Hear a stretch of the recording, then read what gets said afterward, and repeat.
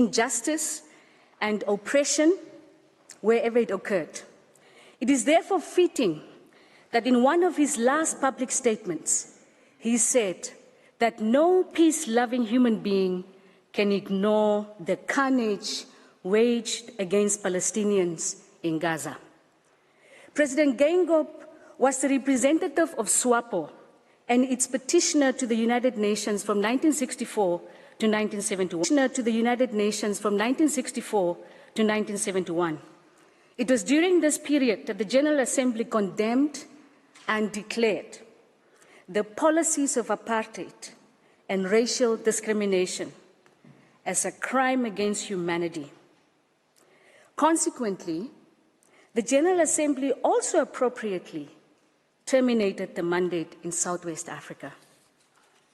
Mr. President, members of the court, I stand before you as a representative of a country where Germany brutally carried out the first genocide of the 20th century against the Herero and the Nama peoples.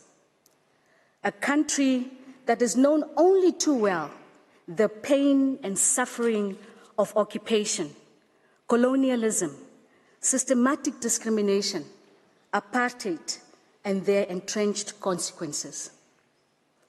It is because of this history that Namibia considers it a moral duty and sacred responsibility to appear before this court on the question of the indefensible occupation of Palestine by Israel. The parallels between Namibia and Palestine are striking and painful. Both were integral parts of the mandate system established after World War I, and in both cases, the so-called sacred trust of civilization, which aimed to guide these nations towards self-determination and independence, was utterly betrayed. Instead of achieving self-government, both Namibians and Palestinians suffered the loss of human dignity, life, liberty, and the outright theft of their land and natural resources.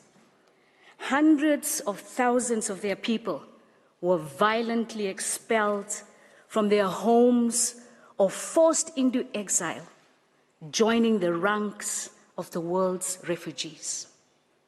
Upon the dissolution of the League of Nations in 1946, the white minority South African regime refused to place Namibia, then Southwest Africa, under the UN trusteeship and sought to illegally annex our territory as a fifth province, implementing racist homeland policies and apartheid laws targeting Black Africans. Today, Palestinians have had to endure the seizure of their land and property, illegal settlements, unlawful killings, forced displacement, drastic movement restrictions, the denial of refugees' right to return, and of equal nationality and citizenship.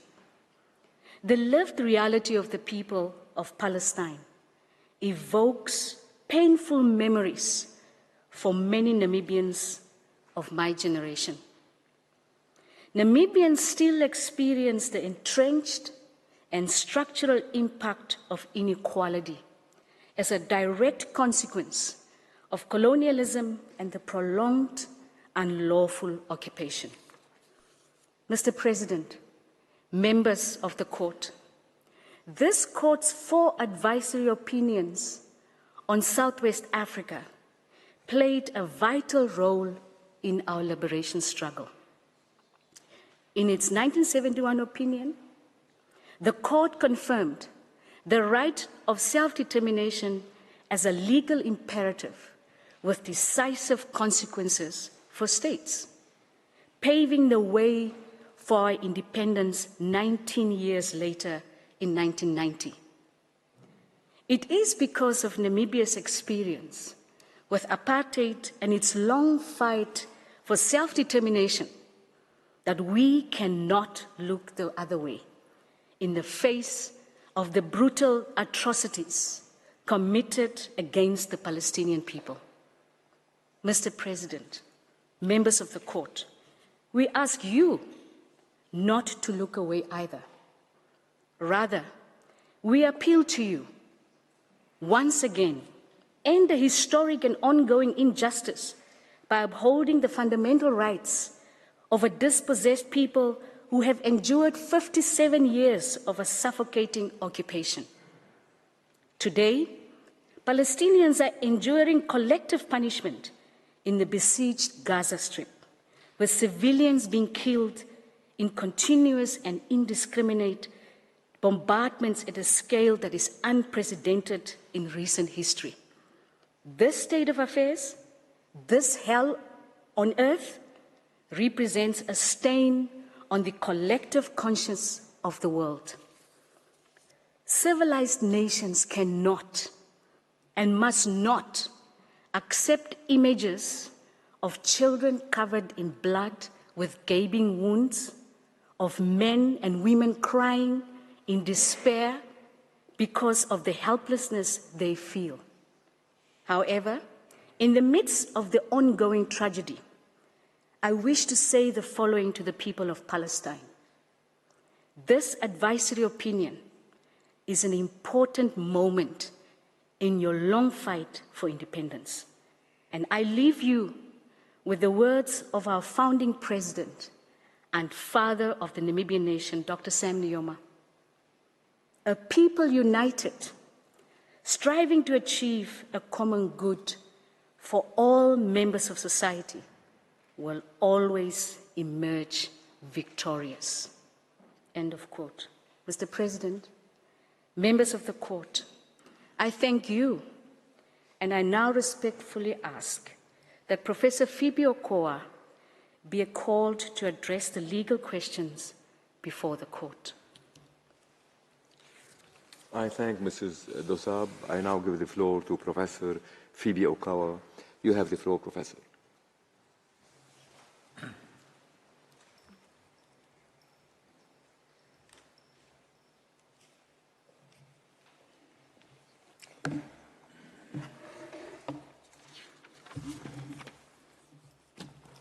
Mr. President, Madam Vice President, members of the court, it's a great honor for me to appear before you in these proceedings and a special privilege to do so on behalf of the Republic of Namibia. Our presentation is in three parts. First, I will make two general observations on why the court should answer the request in its entirety and why Israel's occupation is illegal. Then I will focus on Israel's policies and practices in the occupied Palestinian territory that grossly violate its obligations under international law, specifically the prohibition of apartheid and racial discrimination and the principle of self-determination. Finally, I will address the legal consequences that arise for Israel, for third states, and for the United Nations on account of these violations.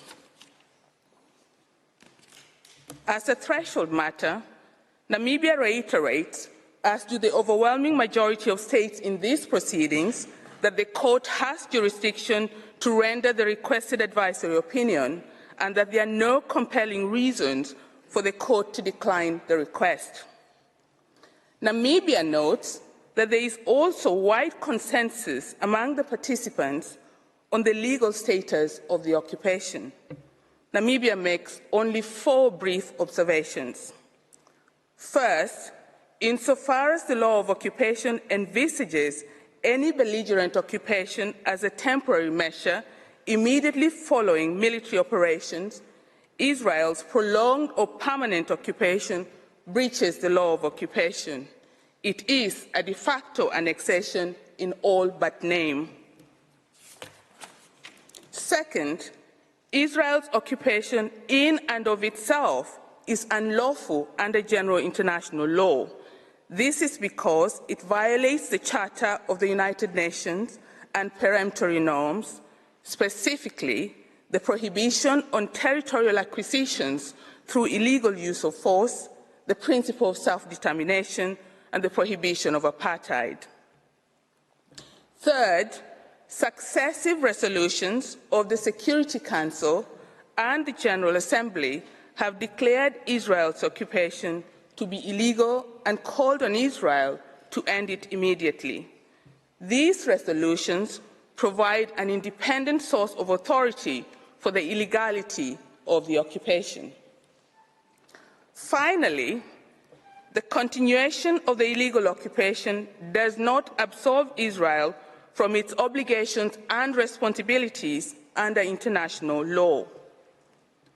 This is consistent with your own conclusions in the Namibia Advisory Opinion that physical control over territory and not sovereignty or legitimacy of title is the basis of state liability for acts affecting other states.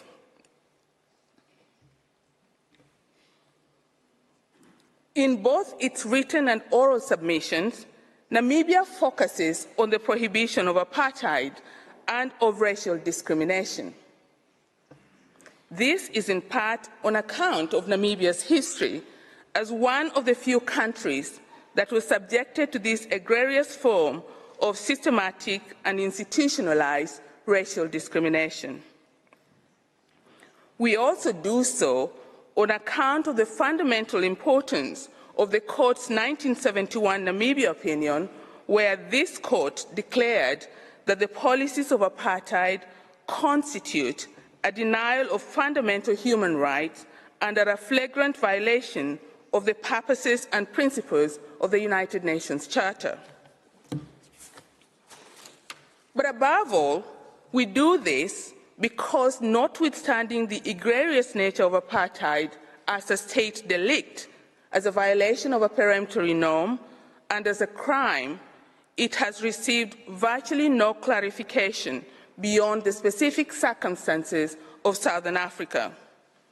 An advisory opinion on threshold questions of apartheid will therefore assist the General Assembly in respect of its own action in identifying the key elements of the illegality and in formulating appropriate responses to Israel's discriminatory practices in the occupied Palestinian territory.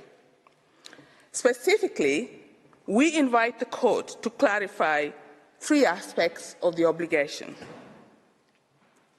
First, we respectfully ask the Court to make it clear that the prohibition of apartheid is not limited to Southern Africa in the last century.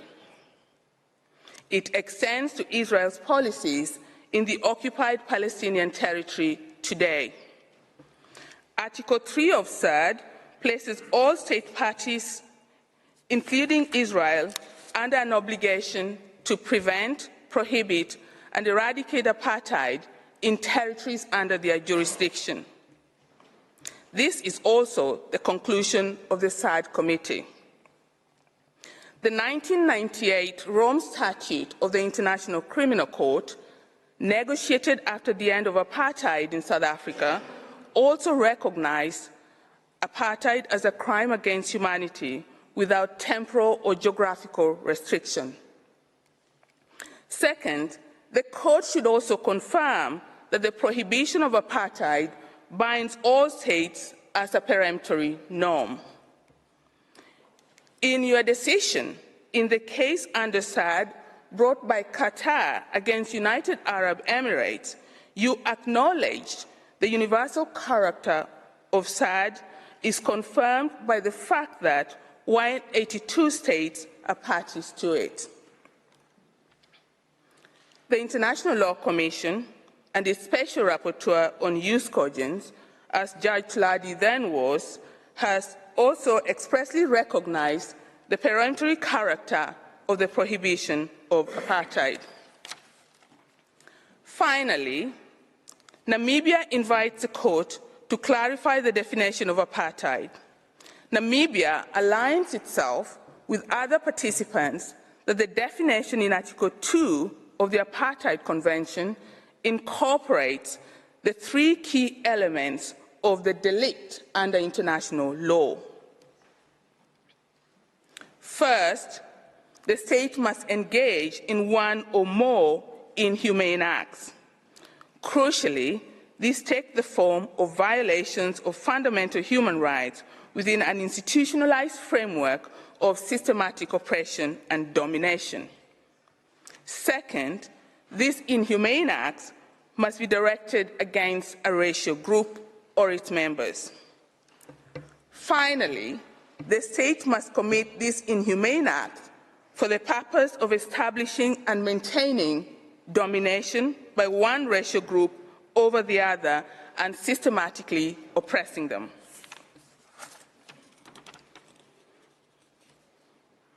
Other participants have already made extensive statements on the discriminatory and inhumane acts carried out against the Palestinians as a racial group.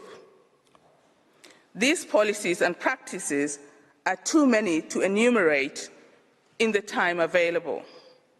They include laws that discriminate in matters of citizenship, ownership and transfer of property, and freedom of movement.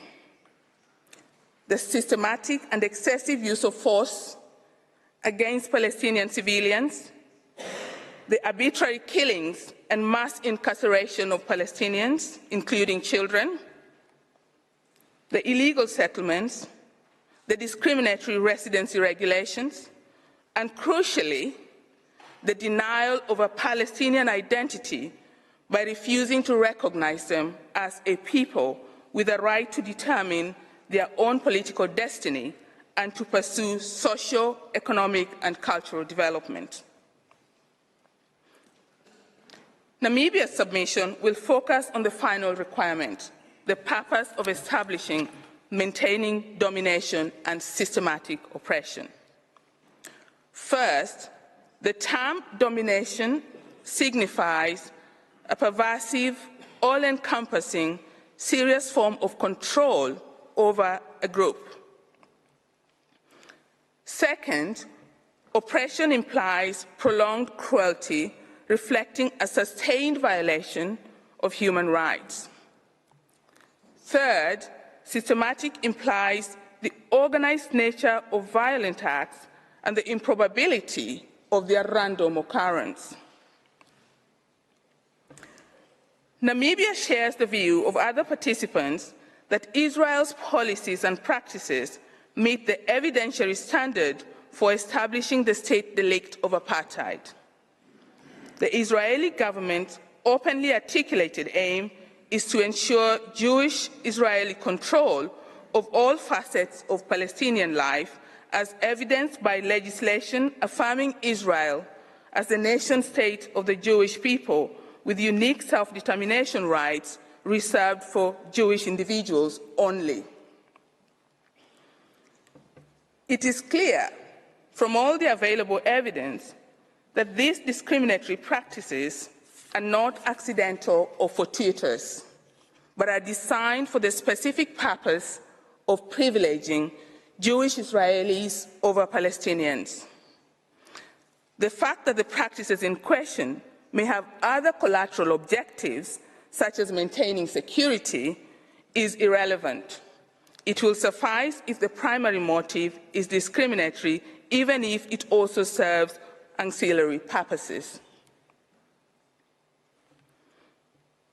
It follows in Namibia's submission that Israel's policies and practices are inconsistent with the prohibition of apartheid as a state delict under international law. Furthermore, these discriminatory practices in the context of prolonged occupation of the Palestinian territories violates the right of the Palestinian people to self-determination. As other participants have highlighted, these discriminatory policies and practices are directed at fragmenting the Palestinian people. These elaborate systems of administrative controls undermine group cohesiveness by dividing the Palestinian people into a number of administrative domains or groups with varying degrees of rights. This strategic fragmentation of the occupied Palestinian territory into Bantustans makes Palestinian life burdensome, and in many cases unbearable, forcing them to leave their homes. Perhaps the epitome of discriminatory laws negating the Palestinian right of self-determination is the 2018 Basic Law, passed with constitutional status, which boldly declares that Israel is the nation of the Jewish people and that Jewish settlement is a national value. I will now turn to the final part of my submission. I will first examine the legal consequences of Israel's violations, irrespective of the status of the occupation. Second, I will examine the legal consequences arising out of the illegal status of the occupation. First, Israel must bear consequences for its violations. This is the most elementary requirement of the law on state responsibility. As others in these proceedings have highlighted, this includes the obligations of secession and the duty to make reparation for more than 5 decades of harms inflicted on the Palestinian people. The government of Israel has a legal duty to dismantle all the vestiges of systematic racial discrimination and oppression that permeates all aspects of Palestinian life in the occupied territories.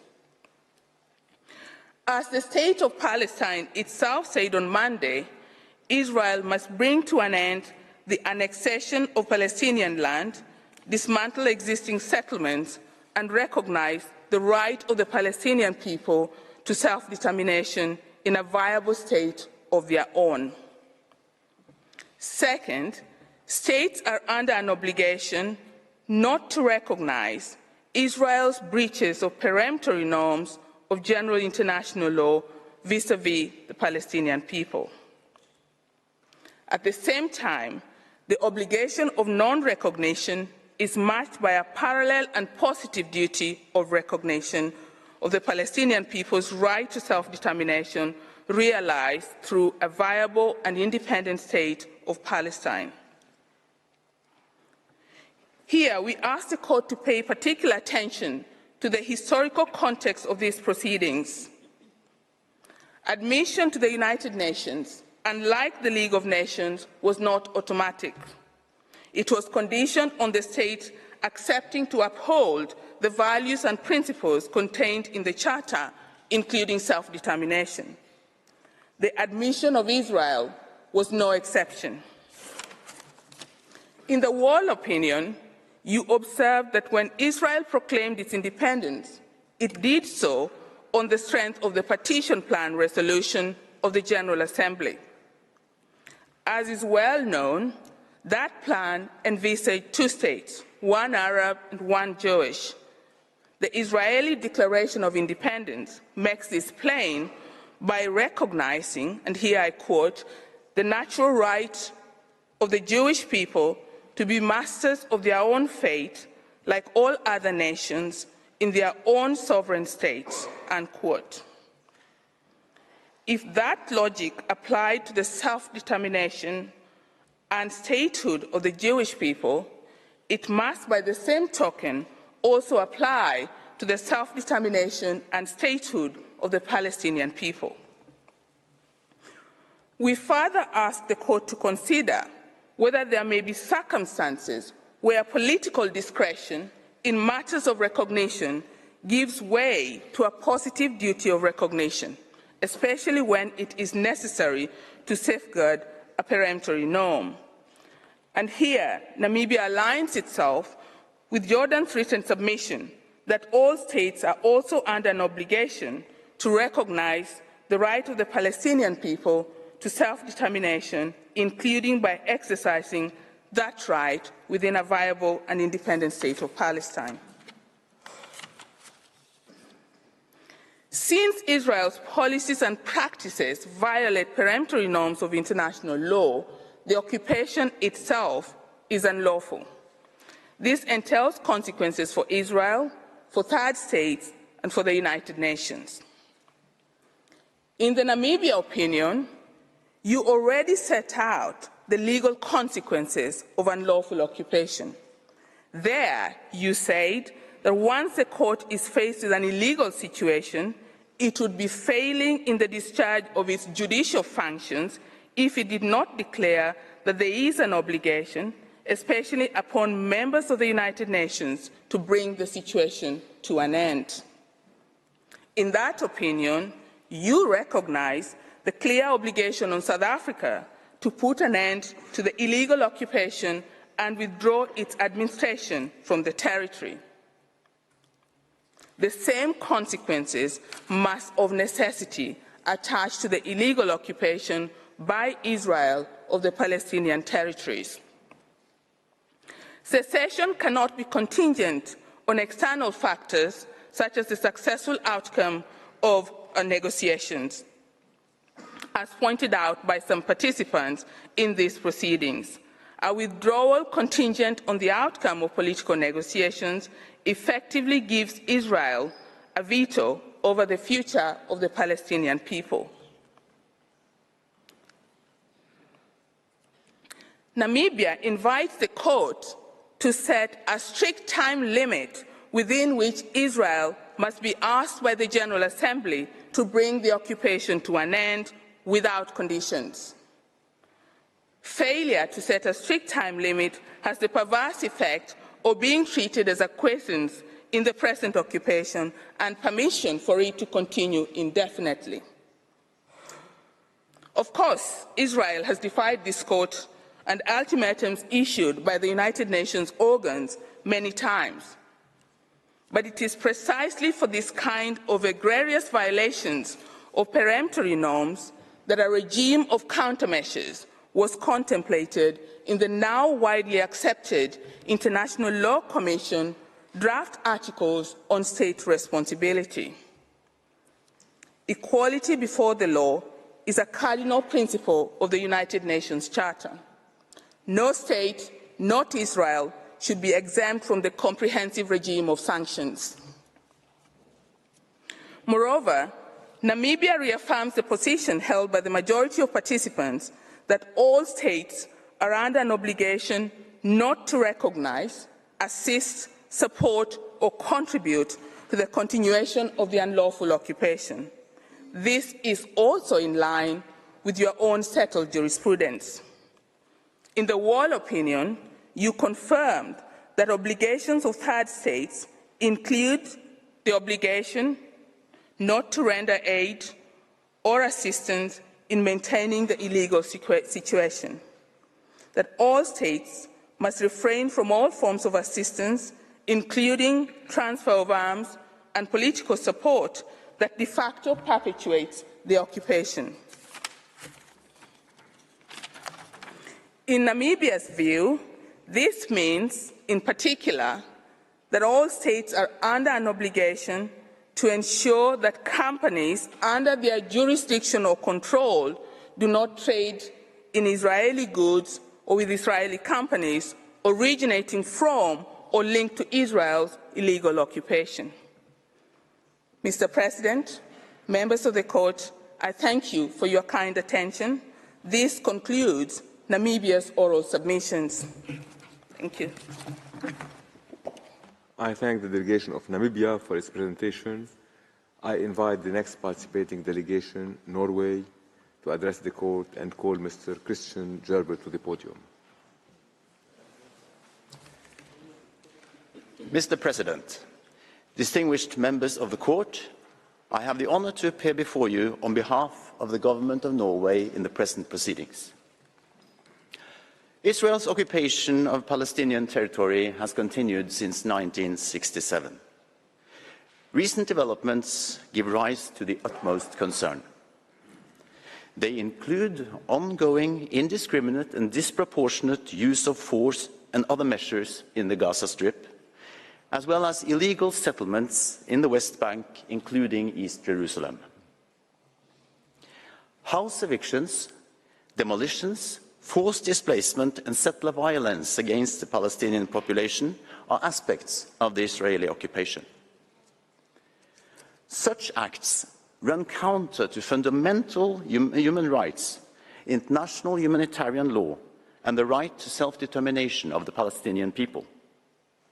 They threaten the foundations under international law for the vision of a region where two states, Israel and Palestine, live side by side within secure and recognized borders. Against this background, an advisory opinion will provide essential and timely guidance to the international community. The atrocities committed by Hamas and directed from the Gaza Strip on 7 October 2023 constituted heinous and massive terrorist attacks. Repeated rocket attacks launched from Hamas and other groups in Gaza against Israel constitute violations of international humanitarian law due to their obvious indiscriminate nature. Individuals responsible for atrocities and other crimes must be held accountable. Those constituting real and imminent threats to the Israeli population and territory expose themselves as lawful military targets within the constraints of international law. This does, however, not justify any breaches of international humanitarian law, including by inciting or taking measures directed against the civilian population. Norway takes due note of the provisional measures indicated by this court on 26th of January this year. Mr. President, the Israeli settlements in the West Bank and East Jerusalem constitute a chief obstacle to any prospect of settlement and peace in the area. In its advisory opinion of 2004 on the legality of the construction of a wall, this court stated that the Israeli settlements in the occupied Palestinian territory, including East Jerusalem, have been established in breach of international law. The Security Council has in numerous resolutions, including 2334 of 2016, restated its determination that the settlements constitute a flagrant violation of international law and stressed the need to reverse the negative trends on the ground which are steadily eroding the two-state solution and entrenching a one-state reality. Against this background, I will first address administration and annexation of territory under occupation. I will then ask whether Israel's continued occupation may still be seen as temporary administration of territory in accordance with international law on military occupation, or whether the occupied Palestinian territory is gradually being subject to illegal annexation. Drawing on the court's advisory opinion in Namibia, I will pose the question whether Israel must end its occupation of the territory. Ambassador FIFA will thereafter address specific elements which are part of the legal framework applicable under international law to the occupied Palestinian territory. At the outset, we recall that the definition of occupied territory in Article 42 of the 1907 Hague Regulations relies on a factual assessment. A territory is considered occupied when it is actually placed under the authority of the hostile army. This triggers key rules, in particular out of humanitarian considerations and notably pursuant to the Fourth Geneva Convention. The factual assessment made by this court at the time of the Wall opinion remains, in our view, entirely true today. Both the Gaza Strip and the West Bank are integral parts of the territory occupied by Israel in 1967, irrespective of the Israel military withdrawal from Gaza in 2005.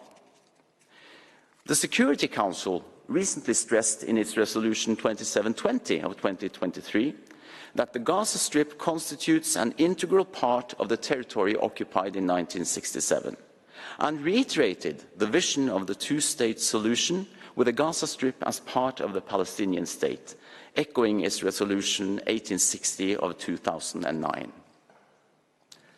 The protection given to the civilian population by the laws of occupation continue to apply. This does, however, not impede a consideration of the legality of the occupation as such. The occupation has now lasted for more than half a century.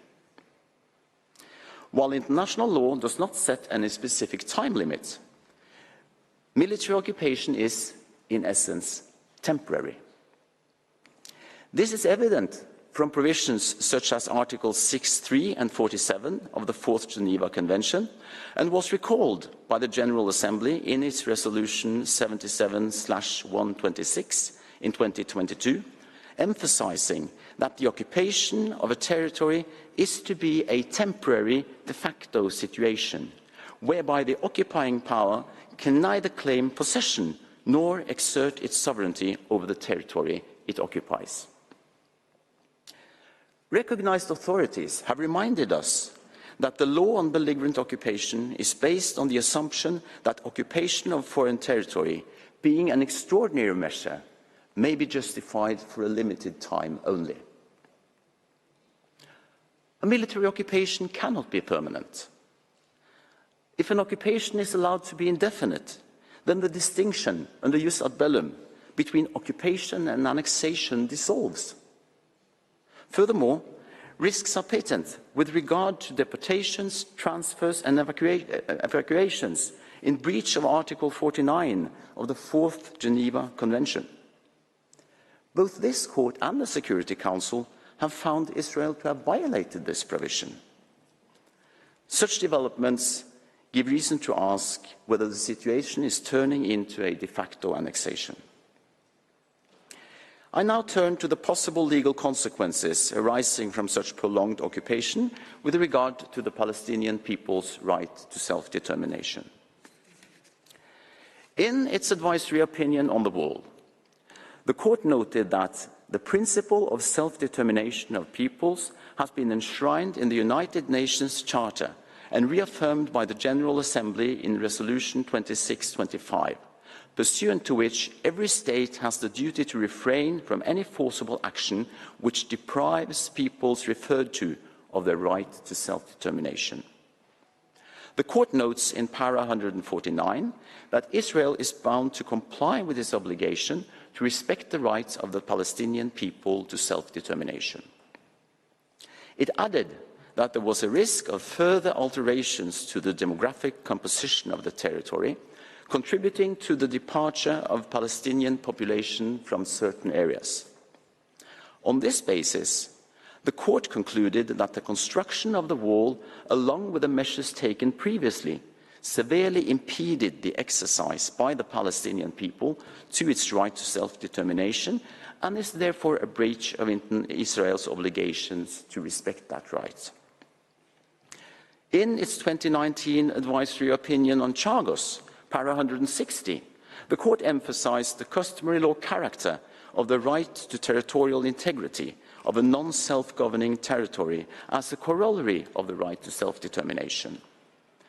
It follows that any detachment by the administering power of part of a non-self-governing territory, unless based on the freely expressed and genuine will of the people of that territory, is contrary to the right to self-determination.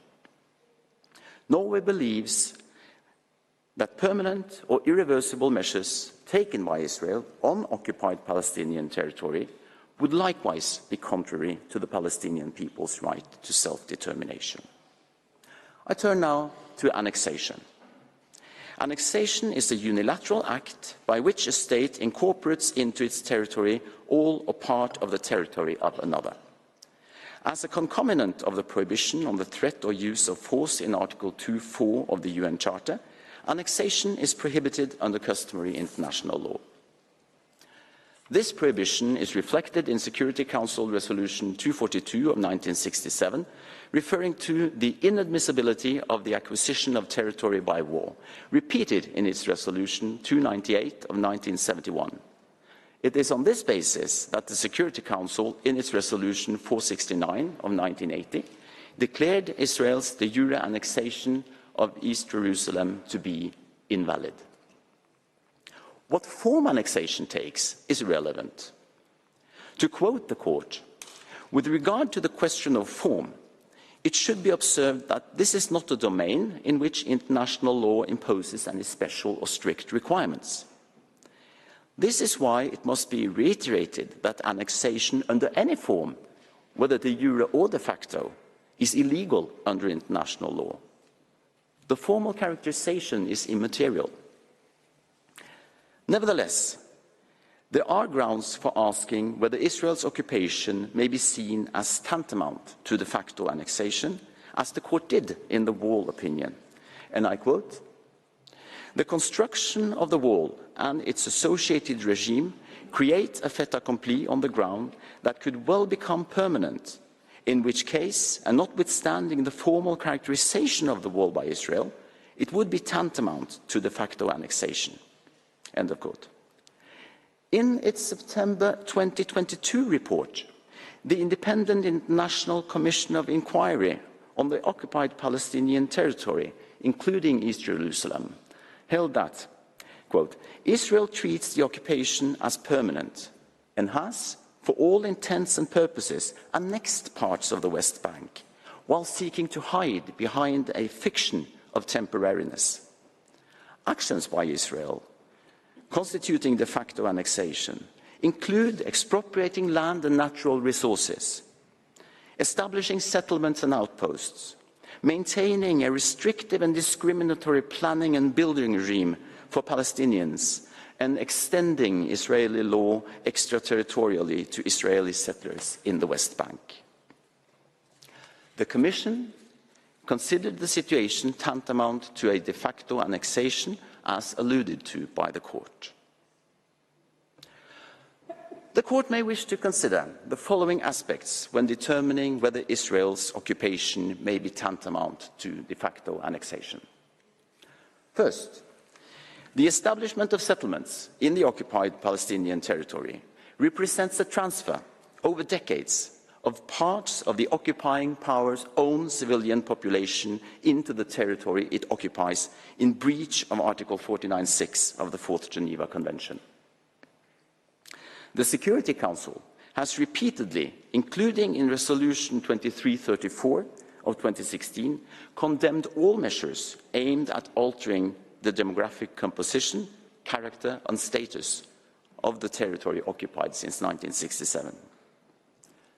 Second, it could be asked whether the duration of the occupation, which has now lasted for more than half a century, in itself renders the occupation tantamount to de facto annexation.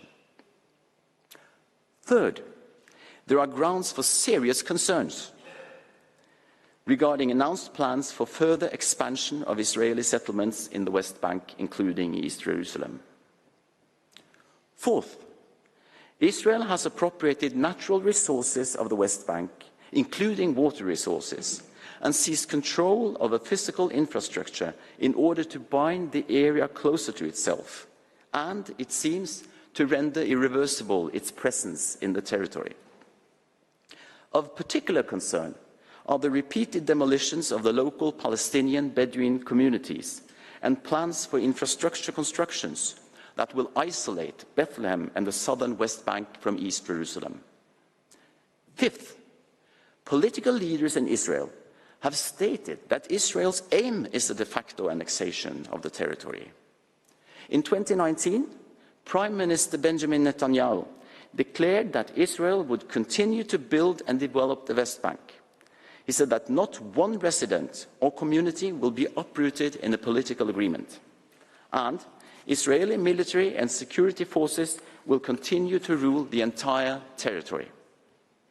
He later pledged that his government would be applying Israeli sovereignty over all the communities to which Israeli settlers had been transferred. Norway looks forward to the determination by the court whether the occupation may have become tantamount to de facto annexation. Moreover, statements legitimizing extension of settlements may constitute direct and public incitements to commit further serious violations of international law. The State of Israel must take all measures within its power to prevent and punish such incitements. Norway believes that it would be useful to clearly set out the illegality of any measures tantamount to de facto annexation and underline the clear, continued legal obligation of the occupying power as regards protected persons, in the territory occupied since 1967. In the case that the court reaches the conclusion that the situation in the occupied Palestinian territories must be seen as tantamount to de facto annexation, the next question is, what would be the legal consequences for Israel? In the 1971 Namibia opinion, this court referred to an obligation on the part of the occupant to withdraw its administration of the territory immediately or as rapidly as possible. Analogous conclusions were drawn by the court in the Chagos opinion. Furthermore, the Security Council, in Resolution 476 of 1980, reaffirmed the overriding necessity for ending the prolonged occupation. Mr. President, in the Namibia opinion, the court was mindful of the fundamental consideration that it should not make any determination that would result in adversely affecting the population of the territory in question. This principle is codified in Article 47 of the Fourth Geneva Convention as a cardinal safeguard. The provision clearly expresses the general principle that the Fourth Geneva Convention protects civilians regardless of the status of the territory in question. Moreover, the formal characterization of the occupied territory cannot relieve the occupying power of the obligation it owes to the population of that territory. Clear legal obligations incumbent on Israel include access of humanitarian actors to the occupied Palestinian territory, including the Gaza Strip. In Resolution 2720 of 2023, the Security Council reiterated its demand that all parties to the conflict, including Israel, comply with their obligations, including with regard to humanitarian access and the protection of humanitarian personnel and their freedom of movement. I thank you for your attention. I will now ask Ambassador Rolf Einar Fife to come to the podium. I thank Mr. Jarvel. I now give the floor to Mr. Fife. You have the floor, sir. Mr. President, distinguished members of the Court, it is an honor for me to appear again before this Court on behalf of the Kingdom of Norway. For completeness, I will now address certain elements which Norway considers to be part of the legal framework applicable to the occupied Palestinian territory. They constitute, in our view, solid foundations under international law for the two-state solution to which Norway is fully committed. Mr. President, I would like to start by noting the statement before this court on the 12th of January by the co-agent of Israel in a contentious case when he recalled, and I quote, "the commitments made at the time the state was established as reflected in our Declaration of Independence," end of quote. This reminder of the commitments made in the Declaration of Independence of the State of Israel on the 14th of May 1948 is indeed important. The Declaration is a key constitutive document for the establishment of the State of Israel. It is based on the strength of Resolution 181 of 1947 of the UN General Assembly concerning the plan of partition with economic union. It is indeed rare to find similar constitutional documents that are explicitly based on a specific United Nations resolution, as was done here. The declaration added that the State of Israel was, and I quote, "prepared to cooperate with the agencies and representatives of the United Nations in implementing the resolution," end of quote. Furthermore, the resolution was considered in the declaration to constitute an irrevocable recognition by the United Nations of the right to establish a state. This ought to imply that the same applies to the Palestinian side. An international legal framework has since been built, in a figurative sense, brick by brick, under the auspices of the United Nations, with a view to achieving a two-state solution. And a point of departure here are the commitments made at the time the State of Israel was established and their subsequent legal relevance. On the 15th of May 1948, the Foreign Minister of the Provisional Government of Israel, Mr. Moshe Sharet, transmitted the contents of the Declaration of Independence to the Secretary General of the UN, Mr. Trygve Lie. On the day independence was declared, Arab neighboring states attacked Israel. On the 16th of November that year, the Security Council demanded in Resolution 62 the establishment of an armistice in all sectors of Palestine. The armistice demarcation lines, later established and since referred to as the Green Line, were without prejudice to future territorial settlements or boundary lines. On the 29th of November that same year, Foreign Minister Sharet sent a formal application for membership in the United Nations to the Secretary General. The letter stated that independence had been proclaimed, and I quote, in pursuance of Resolution 181 of the General Assembly. It added that Israel unreservedly accepts the obligations of the United Nations Charter and undertakes to honor them from the day when it becomes a member of the United Nations. End of quote. Mr. President, the subsequent decision-making process concerning UN membership in accordance with Article 4 of the Charter is significant. Pursuant to Article 22 of the Covenant for the Legal Nations and the adoption of Class A mandate, Palestine had been provisionally recognized in 1922 as an independent nation, subject to the rendering of administrative advice and assistance by a mandatory, until such time as it was able to stand alone. By virtue of Article 80 of the Charter, rights of self-determination were not altered in 1945. They were continued. The announced notice of termination of the Palestine Mandate by the United Kingdom in 1947 provided the background for the adoption of Resolution 181, already referred to.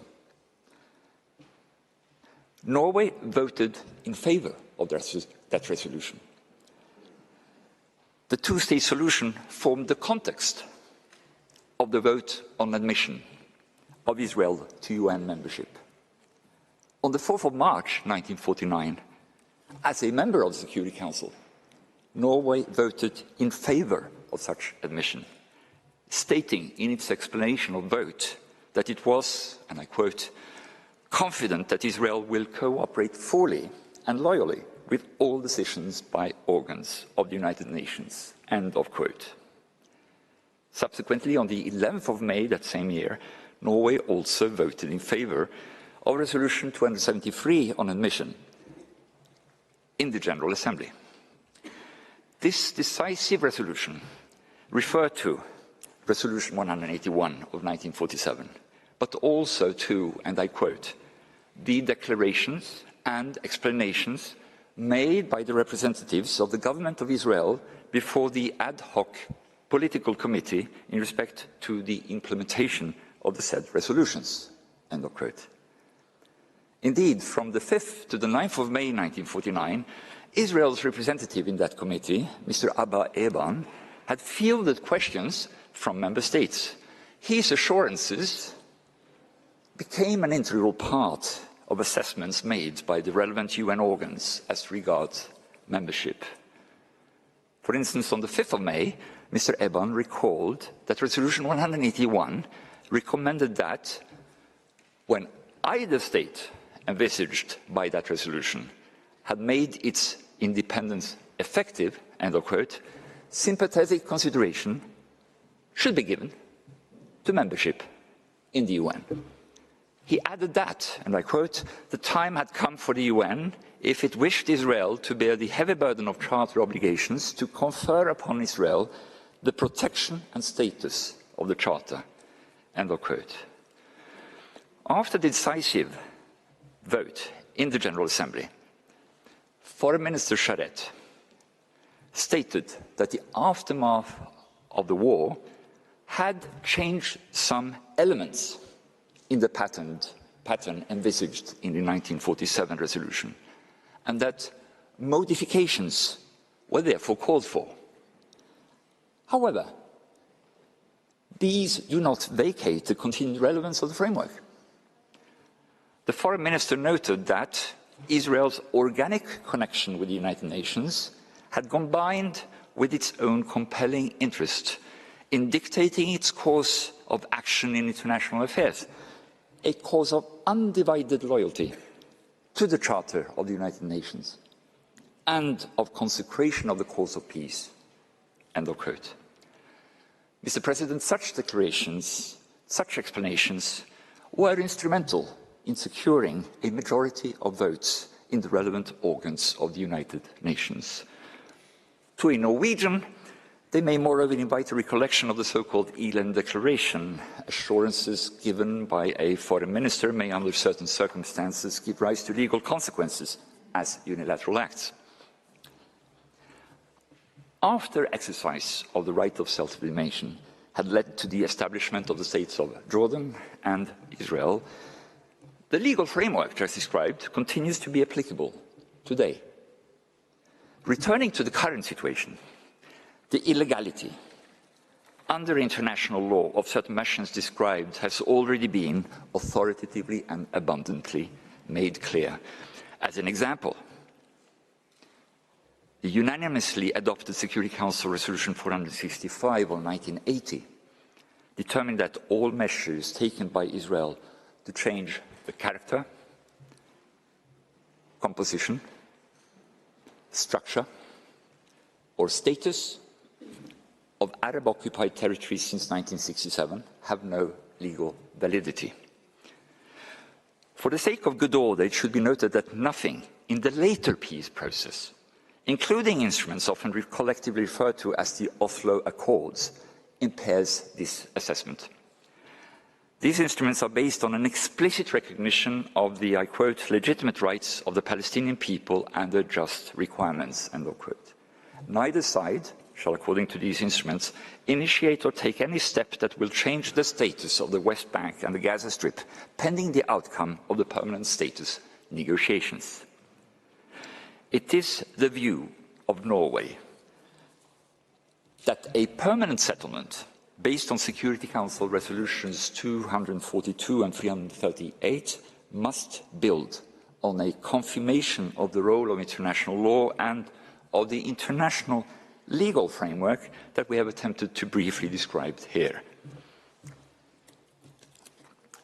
Mr. President, our observations do not imply any lack of legitimacy of the establishment or of the rights of the State of Israel.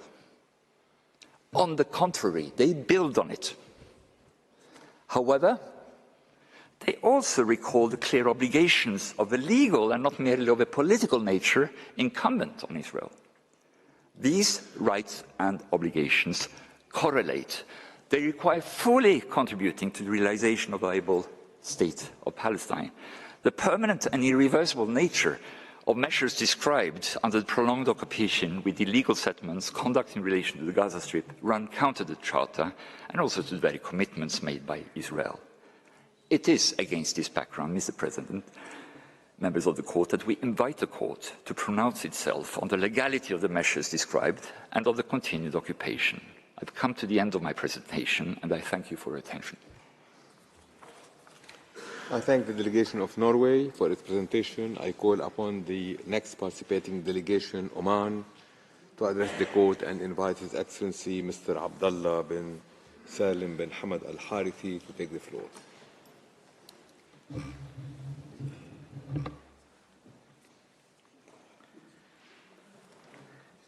Mr. President, distinguished honorable members of the court,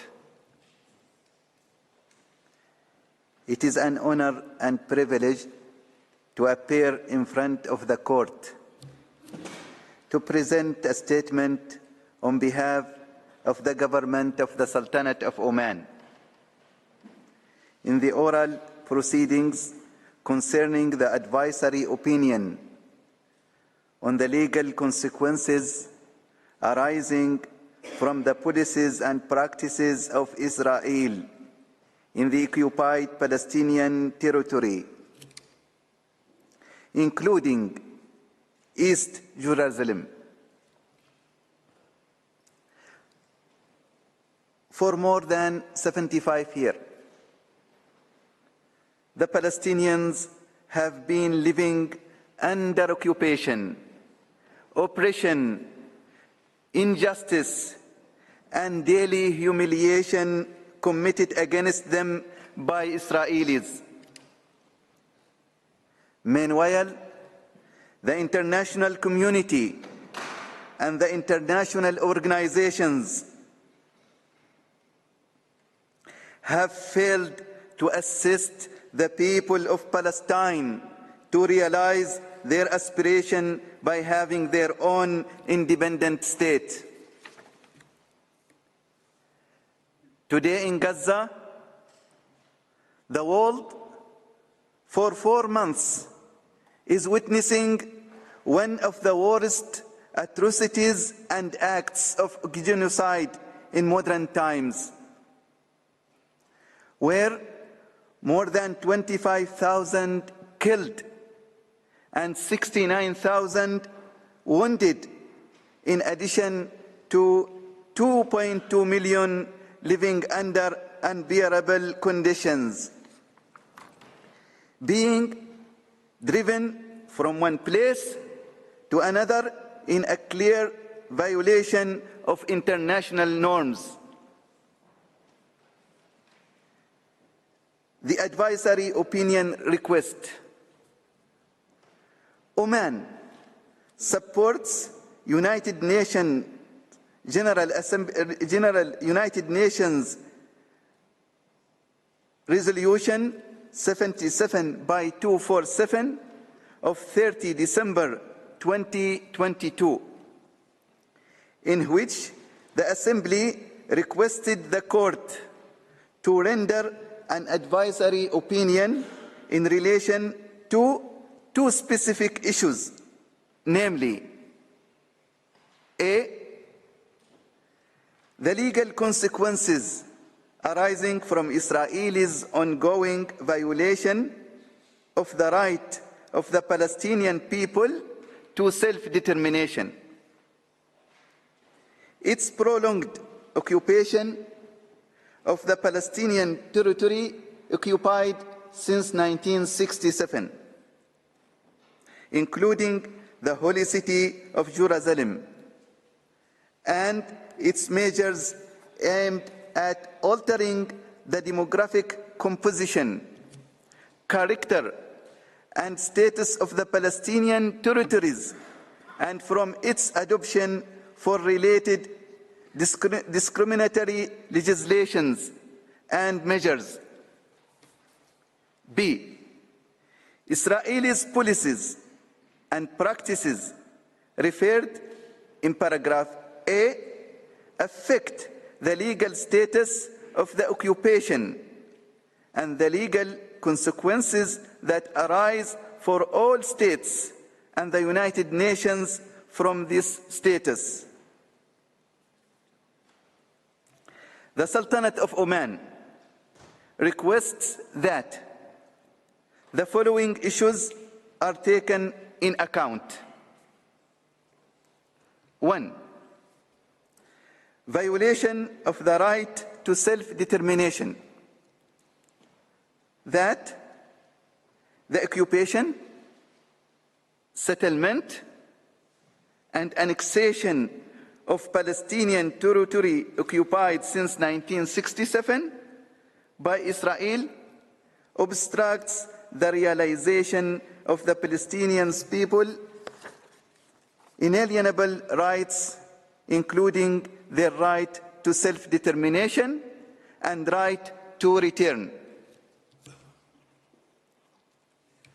There is an overwhelming international agreement on the existence of the right to self-determination and its continued denial in the occupied Palestinian territories. The right to self-determination is enshrined inter alia in Article 1(2) of the Charter of the United Nations. The United Nations General Assembly has consistently reaffirmed the right of the Palestinian people to self-determination. The United Nations Security Council has called for an end to the Israeli occupation and the establishment of two states based on the 1967 line. The Human Rights Council consistently recognizes the inalienable, permanent, and qualified right to self-determination of the Palestinian people. Arising from these clear and consistent breaches of the international law in maintaining a 75-year occupation, the court should determine that the government of Israel should bring an immediate and unconditional end to all activities, policies, and laws that prevent and impede Palestinian self-determination, principally by ending the occupation of the Palestinian territory. The court should recognize the clear responsibility on all states to support the establishment of Palestinian self-determination in the line with United Nations resolutions and the United Nations Charter. 2. Prolonged occupation, settlement, and annexation of Palestinian territory. The consistent and systematic and lawful transfer of Israeli citizens to settlements in occupied Palestinian territory over decades is designed to perpetuate the occupation and make it permanent. Related to this policy is the displacement of Palestinians and establishment of coercive system of discrimination, zoning, planning, and lawful land appropriation, arbitrary arrest, and arbitrary violence since 1967. This foreseeable displacement of the occupied people and the transfer of citizens of the occupying power to occupied territory is prohibited under Article 49 of the Fourth Geneva Convention on the Protection of Civilian Persons in Time of War. Article 1 of that convention stipulates that every high contracting party to the convention is under an obligation to ensure compliance in all circumstances. The United Nations General Assembly, United Nations Security Council, and United Nations Human Rights Council have consistently and repeatedly condemned Israel's effort to alter the demographic character and status of the occupied Palestinian territories. States' obligations. The international community has an obligation to prevent unlawful annexation of Palestinian land, a fundamental principle of international law as reflected in the Charter of the United Nations is that the use of force in any form is prohibited. Consequently, accusation of territory by use of force is illegal. The 75-year occupation and settlement policy of State of Israel is preventing the establishment of contiguous, viable Palestinian state is an affront to international law. The court should find that the legal consequences for the government of Israel in this regard should include the immediate cessation of all illegal acts, including settlements and associated legal and administrative frameworks. Clearly, reparations for and dismantling of illegal structures and legal frameworks is also an imperative. Third states are under a clear obligation not to recognize or assist the illegal situation present in the occupied Palestinian territory. State parties to the Geneva Convention relative to the protection of civilian persons in time of war and under obligation to ensure Israeli compliance with international humanitarian law as embodied in the Convention, including the unlawful transfer of citizens to occupied territories. United Nations General Assembly Resolution 77/25 called upon all states consistent with their obligations under the Charter and relevant Security Council resolutions to pursue a policy of non-recognition, non-cooperation, non-assistance to the Israeli occupation, and to ensure respect for international law in this regard. I would like to conclude that the primary legal consequences arising from Israel's behavior is that there is now a de facto annexation by Israel of the Palestinian territories. There is no legal justification for continuing the Israelis' occupation and denying the Palestinian people right to self-determination. The Sultanate of Oman requests that the following issues are to be taken into account. A. The conduct and practices of an occupying power are well documented and strictly regulated in international law. The Fourth Geneva Convention is clear that an occupying power may not transfer its civilian population to occupied territories. In addition, international law does not provide for permanent occupation or occupation legitimized through the establishment of demographic change, through settlement.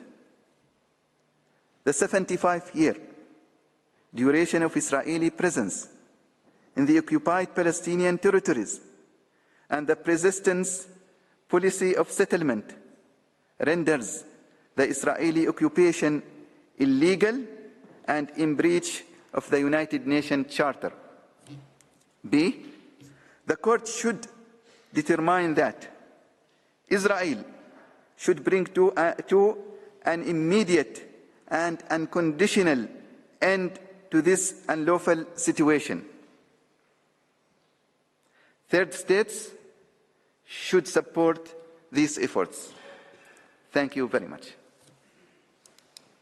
I thank the delegation of Oman for its presentation, and before I invite the next delegation to make its oral statement, the court will observe a break for 10 minutes. This sitting is suspended.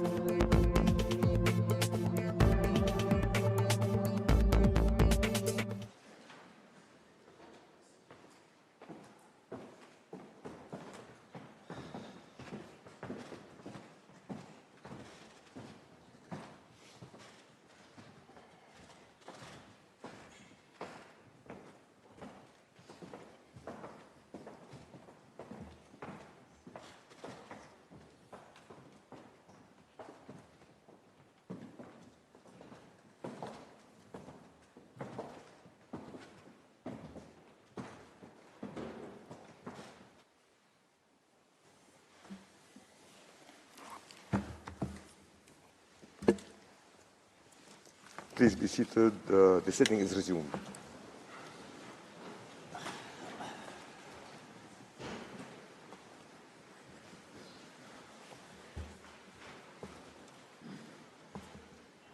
I now call upon the delegation of Pakistan to address the court and invite His Excellency Mr. Ahmad Irfan Aslam to take the floor.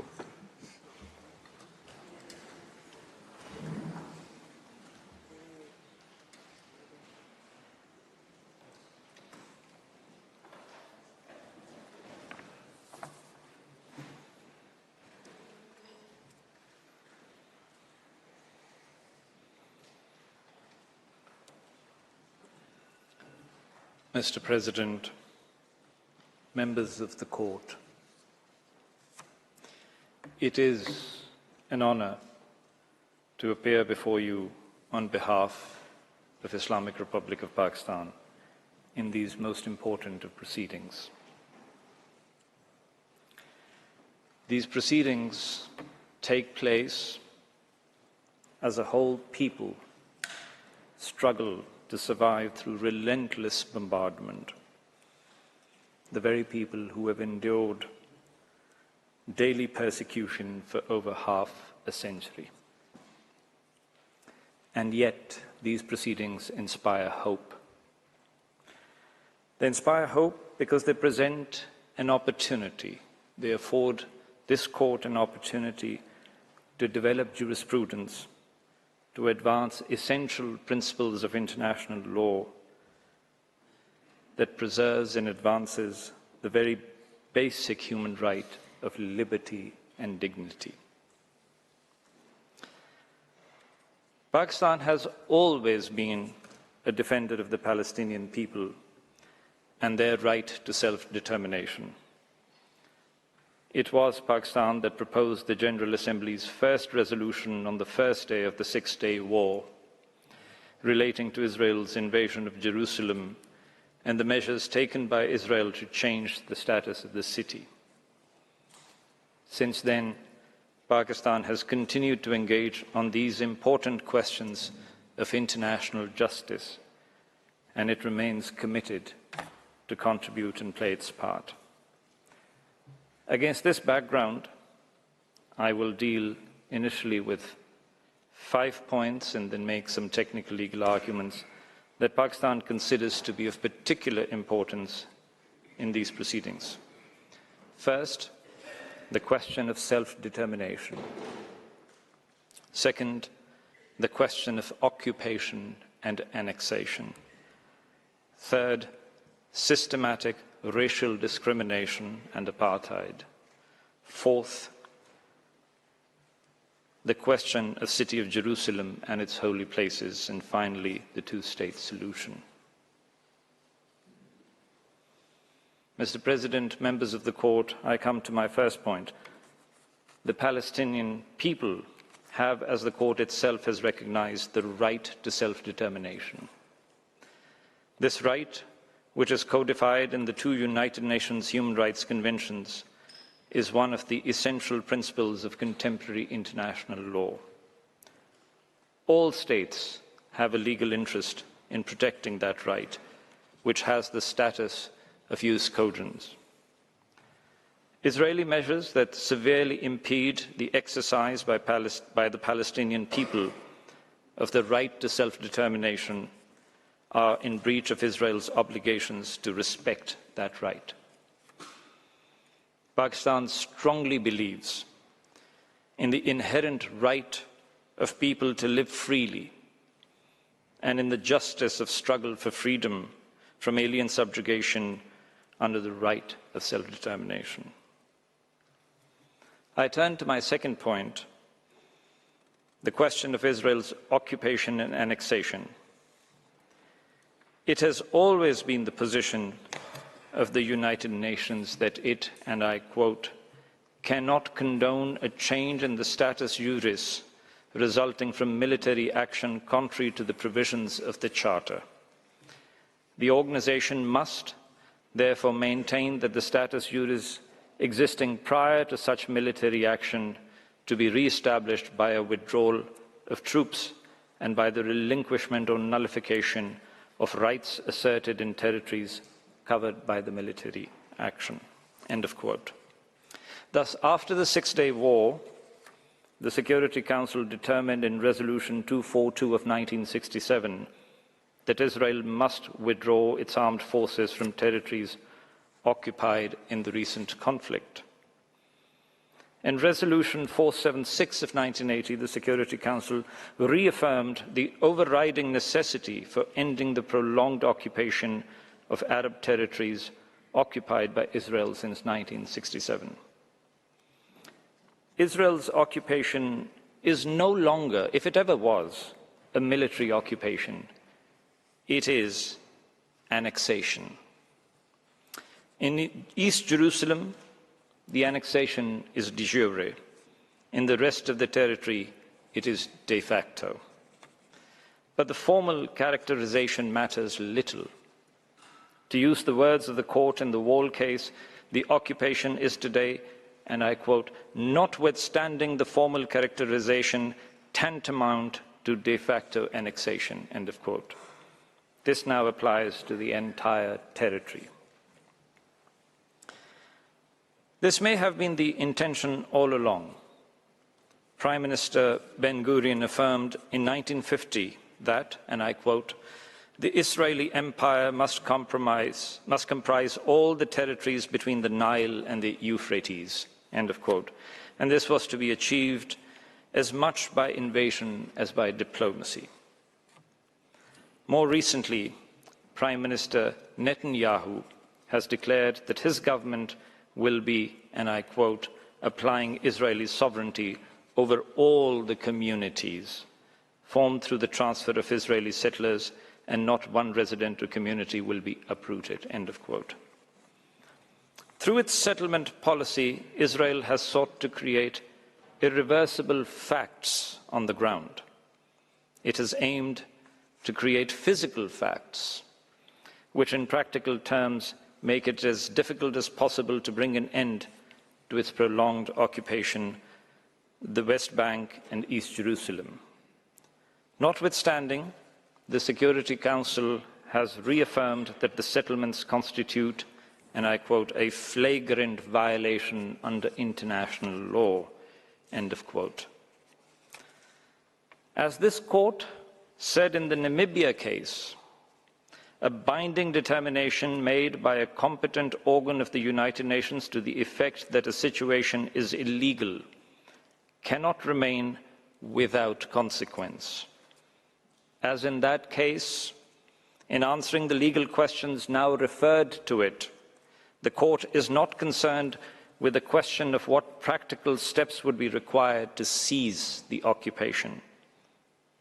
It is worth recalling, however, that even greater practical issues have been overcome in other contexts, such as when the French government withdrew 1 million settlers from Algeria in 1962. The French settlers were more numerous than the Israeli settlers in the West Bank and East Jerusalem taken together. France's settlements in Algeria were not only more numerous, they were also far older and better established than Israel's West Bank colonies.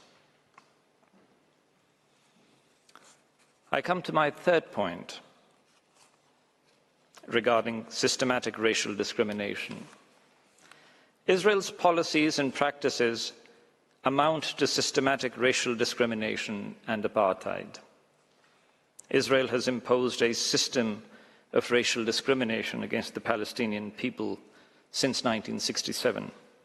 It is a system that distinguishes deliberately and systematically along ethnic and religious lines between the Palestinian population and Jewish Israeli settlers illegally transferred into the territory.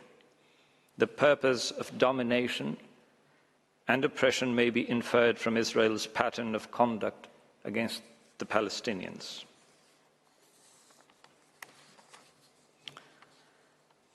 I turn to my fourth point, Jerusalem and its holy places.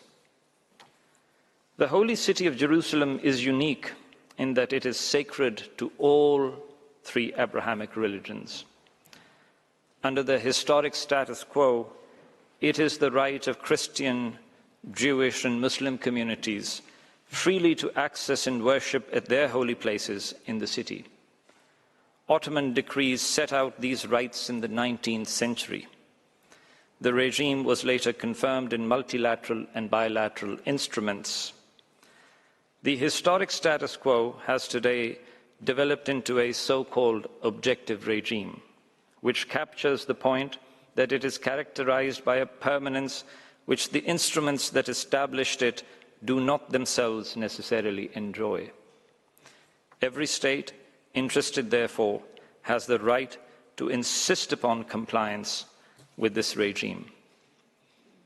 Under Israel's prolonged occupation, Christians have not been free to access or worship in the Church of the Holy Sepulchre, and Muslims have not been free to access or worship at Haram al-Sharif and in the Al-Aqsa Mosque, to name only some prominent sites. The rights under the historic status quo must immediately be restored. This issue is of great importance to Pakistan, which is home to the second largest Muslim population in the world. And now I come to my final point of the first part of my statement. Pakistan believes that the two-state solution must be the basis for peace. In the Wall case, this court observed that the two-state solution was to be encouraged, and I quote, with a view to achieving as soon as possible, on the basis of international law, a negotiated solution to the outstanding problems and the establishment of a Palestinian state existing side by side with Israel and its other neighbors, with peace and security for all in the region. End of quote. Pakistan supports this call. On 26th of October 2023, Pakistan was pleased to vote in favor of General Assembly resolution which reaffirmed that, and I quote, a just and lasting solution to the Israeli-Palestinian conflict can only be achieved in accordance with international law and on the basis of the two-state solution. 2 months later, on 22nd of December 2023, the Security Council reiterated its unwavering commitment to the vision of the two states, consistent with international law and relevant UN resolutions. And these and numerous other resolutions by the political organs of the United Nations make clear a two-state solution and negotiations leading to it must be consistent with international law. Negotiations, Judge Onal Khassani of this court observed in the Wall case, and I quote, are a means to an end and cannot in themselves replace that end, end of quote. He continued to say that the discharge of fundamental international obligations cannot be made conditional upon negotiations. In this regard, the court's advisory opinion in these proceedings will be most important. Far from impeding negotiations in the achievement of a just and lasting two states, the court's advisory opinion will further assist such efforts by making it possible for the parties to make progress on the sound basis of international law and international legitimacy.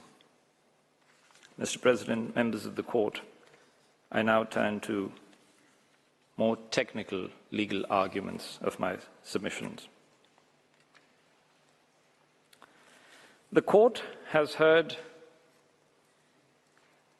various competing submissions this week with respect to question B of the request.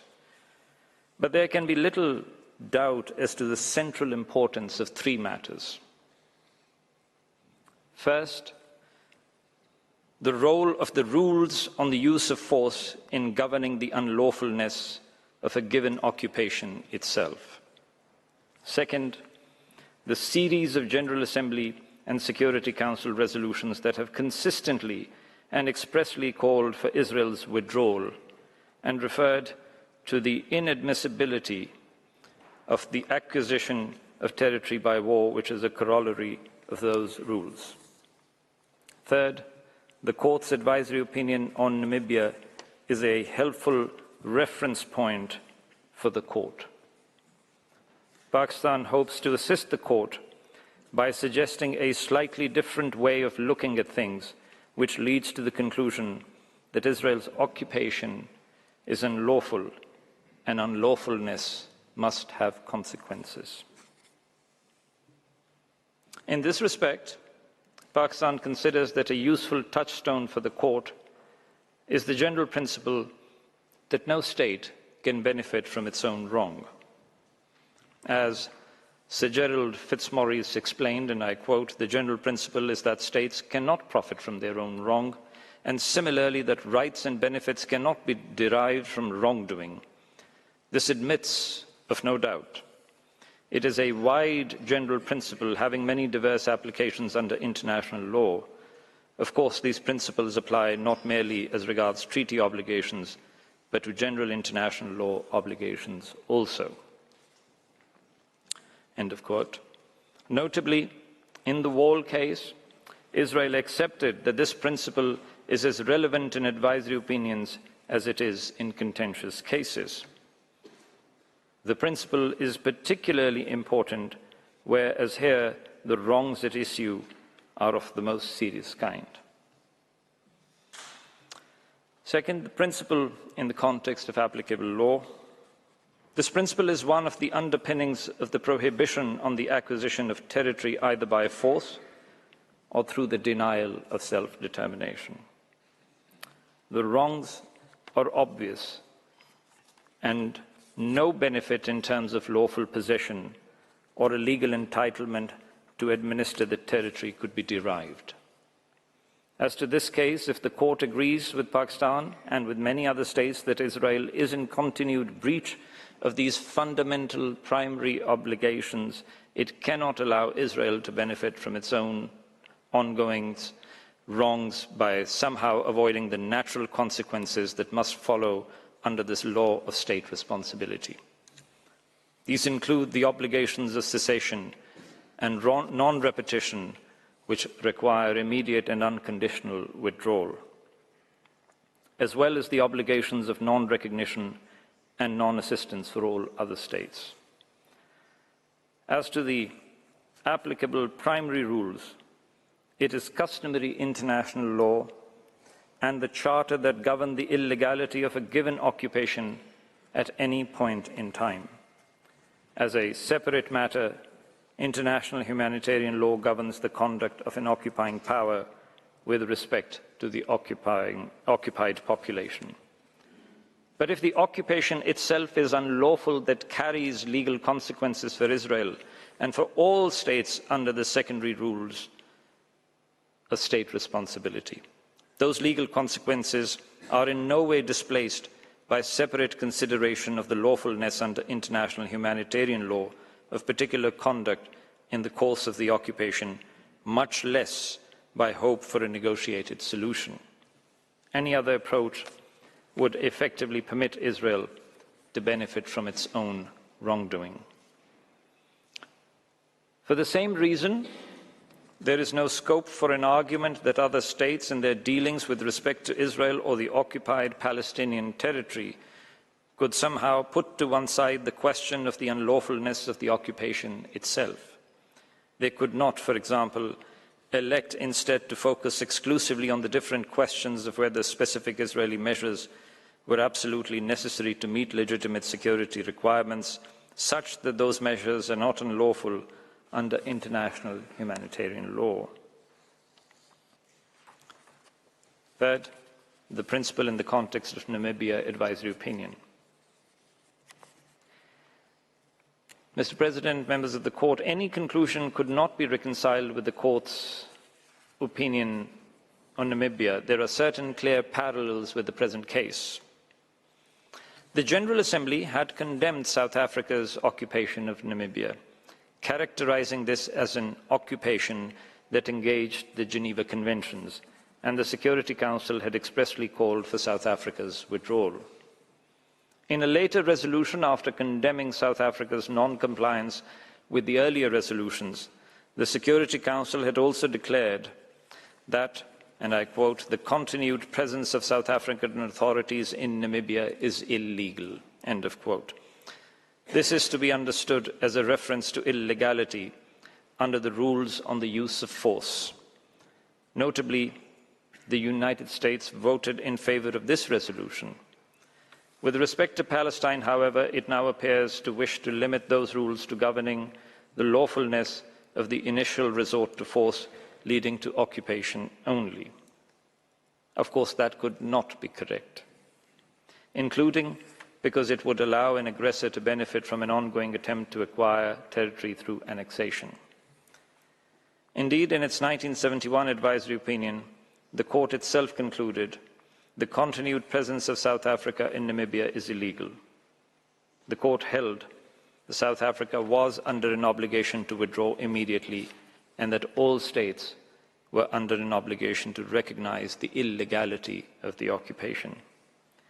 In reaching this conclusion, the court found that South Africa's application of the apartheid regime to occupied territories amounted to disowning the mandate.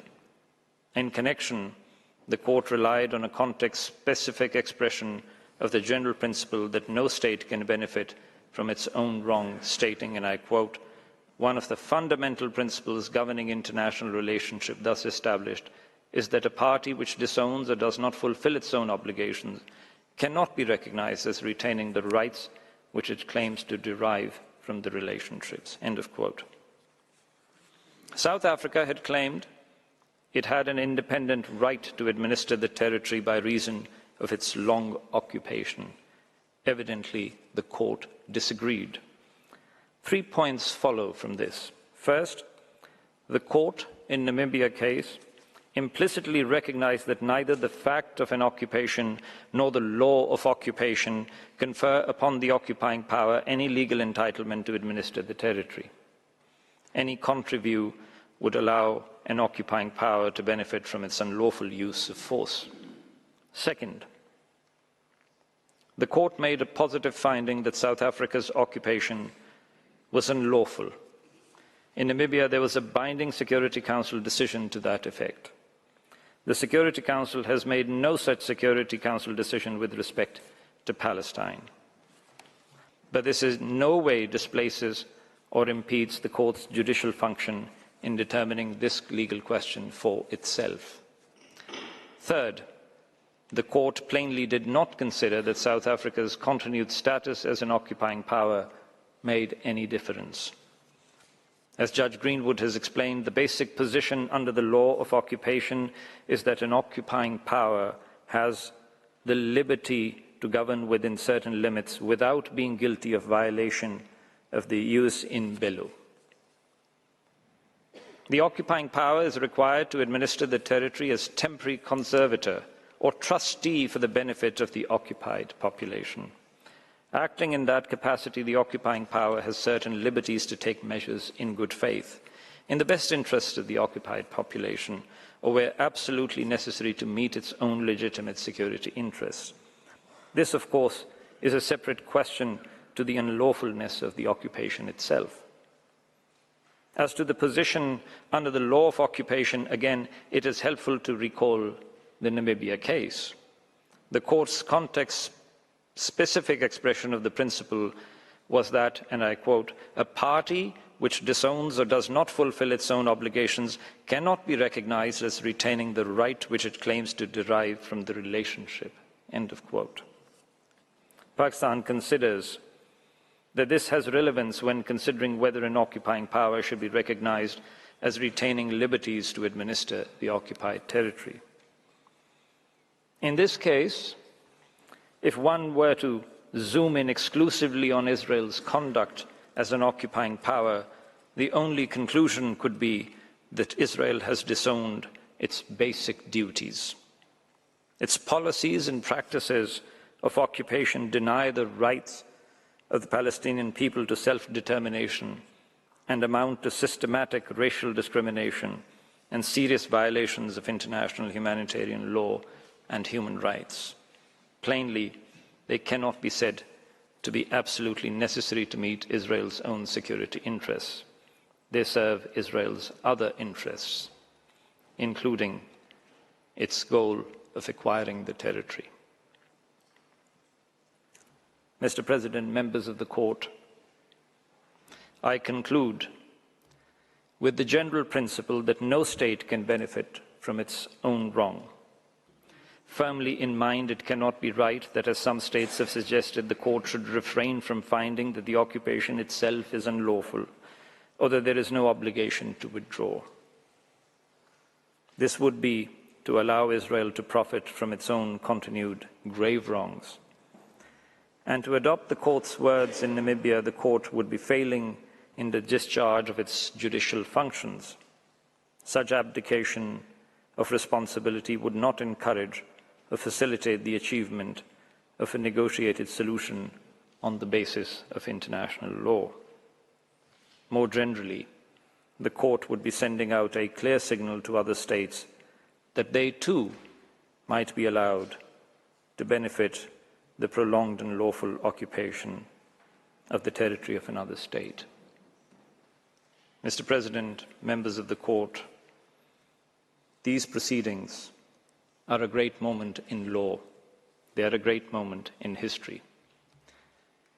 We all have a collective opportunity to develop jurisprudence in a way that advances the cause of humanity. I wish you good luck in your deliberations. Thank you. I thank the delegation of Pakistan for its presentation. I invite the next participating delegation, Indonesia, to address the Court, and I call Her Excellency Ms. Retno Marsudi to the podium.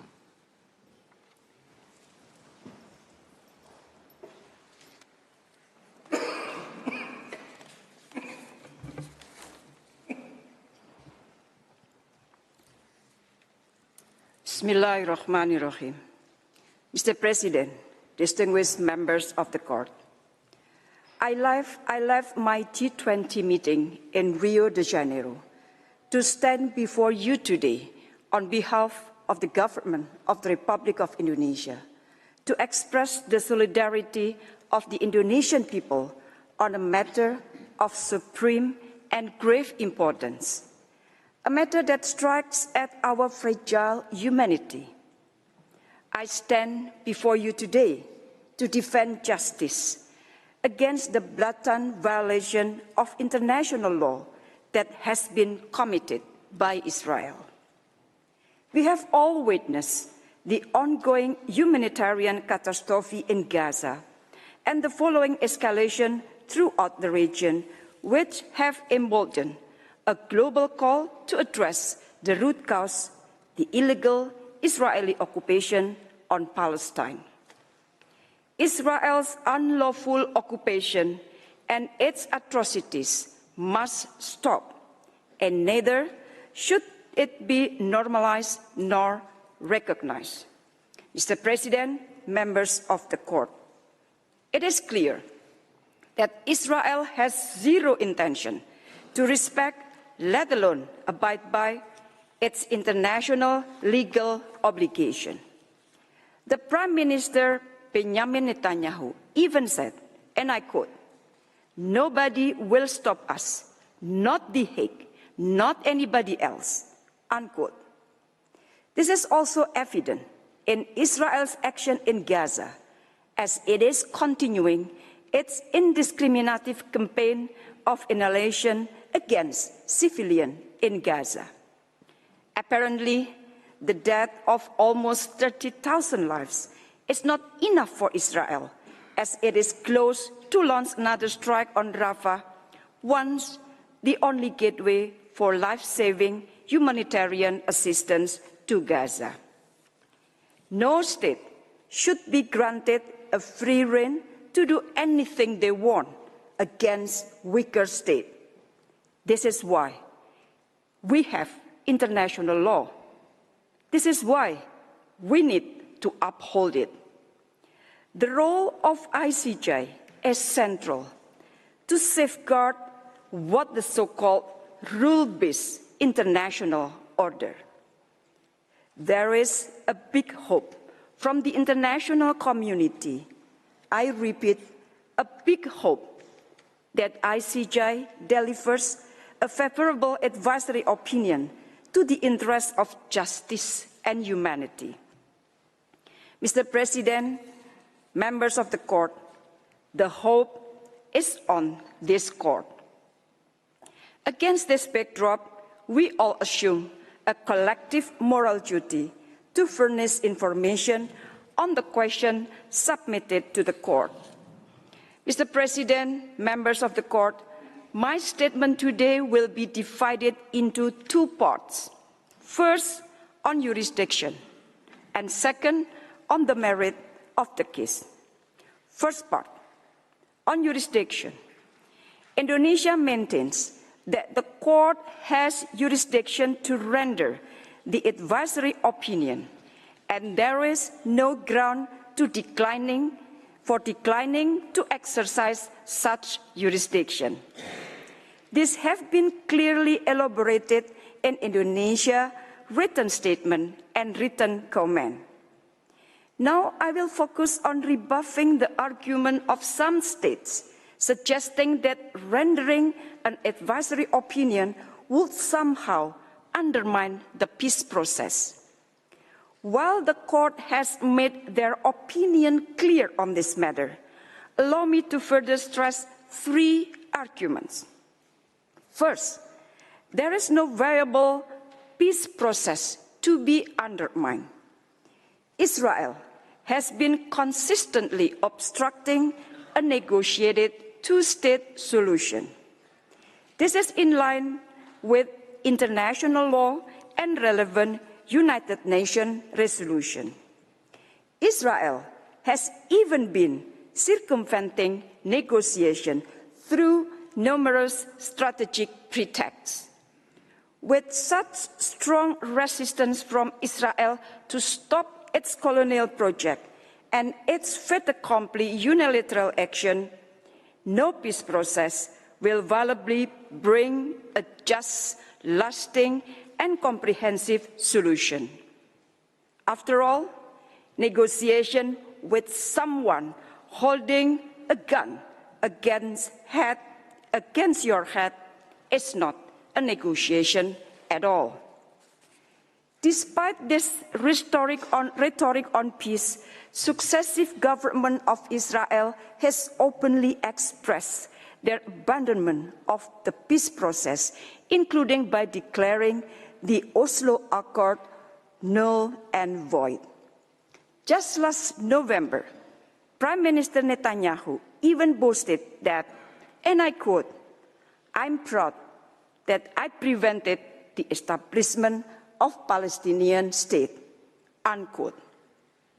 It is no wonder that Israeli officials of all levels have been openly ignoring the calls from the UN Security Council to settle this issue peacefully and abide by its international obligation. Along with these attitudes, Israel only has been pursuing a one-sided solution without engaging Palestinians, let alone addressing their interests.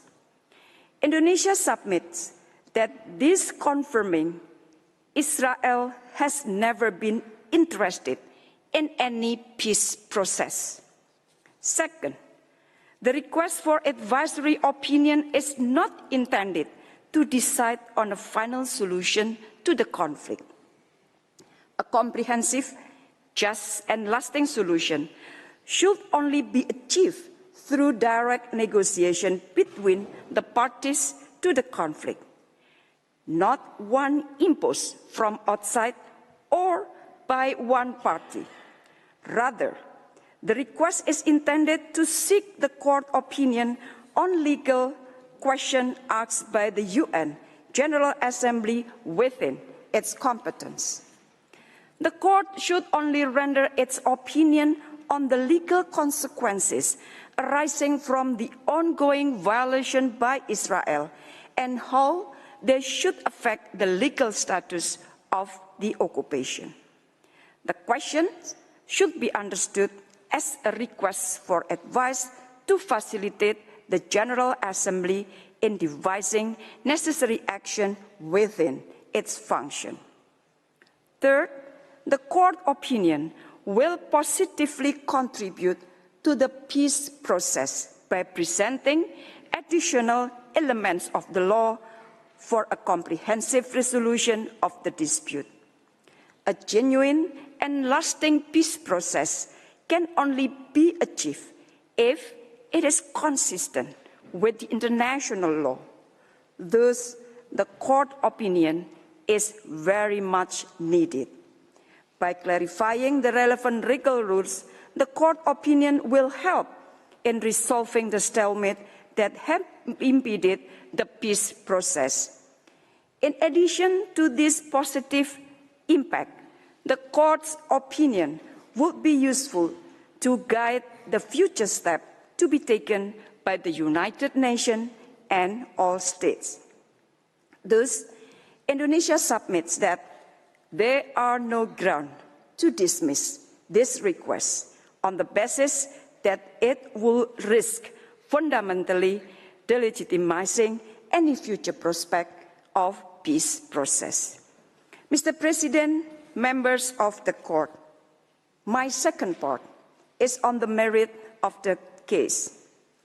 Indonesia has made clear its legal argument on the question posed to the court as appeared in our written statement. I will begin with the continued denial of inalienable right of Palestinians to self-determination. In its 2004 advisory opinion on the wall, the court reasserted the Palestinian right to self-determination is no longer an issue. This confirmed the long-held belief of the international community, including as expressed through various UN Security Council and General Assembly resolutions, that the Palestinian people are entitled to self-determination. Let me reconfirm Indonesia's position in line with the court view that the fulfillment of such right is an erga omnes obligation. In other words, all countries, I repeat, all countries have a legal obligation to respect that right and to contribute to its realization. Consequently, any endorsement or recognition of Israel's policies or practices that obstruct the right to self-determination of the Palestinians shall be unlawful. Mr. President, members of the court, in addressing the issue of the right to self-determination to Palestinians, it is also important to remind ourselves that the occupation has become an instrument to suppress such a fundamental right. This court, in its opinion on the wall, as well as the UN Security Council and General Assembly in their resolution, have reaffirmed from time to time the status of Israel as an occupying power. The occupation has been prolonged and enabled by Israel's series of breaches of its obligation under international law, including international humanitarian law and international human rights law. Now allow me to elaborate the following. First, the Israeli occupation is a result of an unjustified use of force. Therefore, the occupation should be unlawful from the beginning and continues to be so.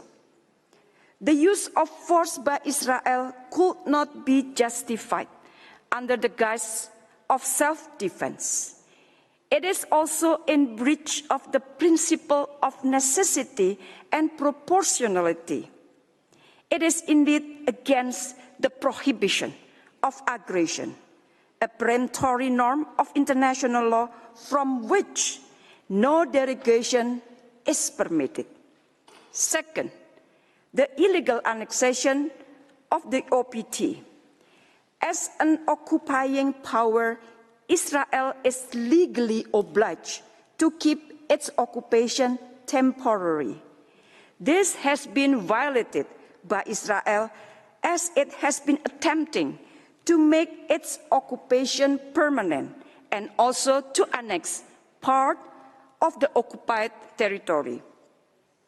As a matter of law, under no circumstances shall Israel be allowed to annex any part of the occupied territory. The UN Security Council, in its various resolutions, has reaffirmed the established principle that acquisition of territory by war is inadmissible. It is an absolute principle that applies even in circumstances where war has been resorted to lawfully, such as in self-defense, which is certainly not the case of Israel. Israel's transgression to international law does not stop there, as it has declared that Jerusalem is the eternal, undivided capital of Israel. Not only are these actions unlawful, they are also highly prejudicial to the prospect of a two-state solution. Third, continued expansion of illegal settlement. The policy of Israel in transferring its own population and forcibly displacing Palestinians from the occupied territory contravenes the fundamental rules of the international humanitarian law. This policy is a clear violation of the Article 49 of the Fourth Geneva Convention, to which Israel is a state party. It is worsened by Israel's pursuit to change the demographic composition of the West Bank. This policy demonstrates Israel's complete disregard of international law and also shows the intention to make the situation irreversible. Fourth, the apartheid policy against the Palestinians. As an occupying power, Israel is legally obliged to act in the best interests of the Palestinians. Instead, Israel has been reinforcing its prolonged occupation by imposing military orders on the Palestinian population which are not applied to Jewish Israeli settlers. The existence of separate legal regimes that are applied exclusively on different groups of people is a textbook apartheid policy that constitutes a grave violation of human rights, particularly crime against humanity.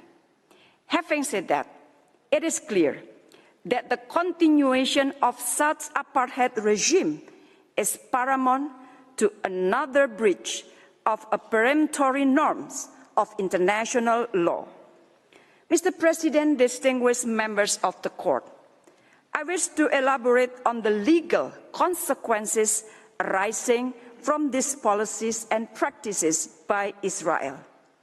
This should begin with respect to fundamental rights of the Palestinian people, particularly the right to self-determination, which has been systematically denied by Israel. The Court must pronounce that Israeli occupation is illegal as a whole. It follows that we must bring this illegal situation to an end. Israel must cease completely, unconditionally, and immediately all of its unlawful action and policies in the occupied Palestinian territory. With the continued presence of Israeli forces in the West Bank and Gaza, it is impossible to see Israeli compliance with its obligation. Thus, it is imperative that Israel must withdraw its forces. Given the illegal nature of the occupation, Israel withdrawal must neither be done with precondition nor subject to any negotiation.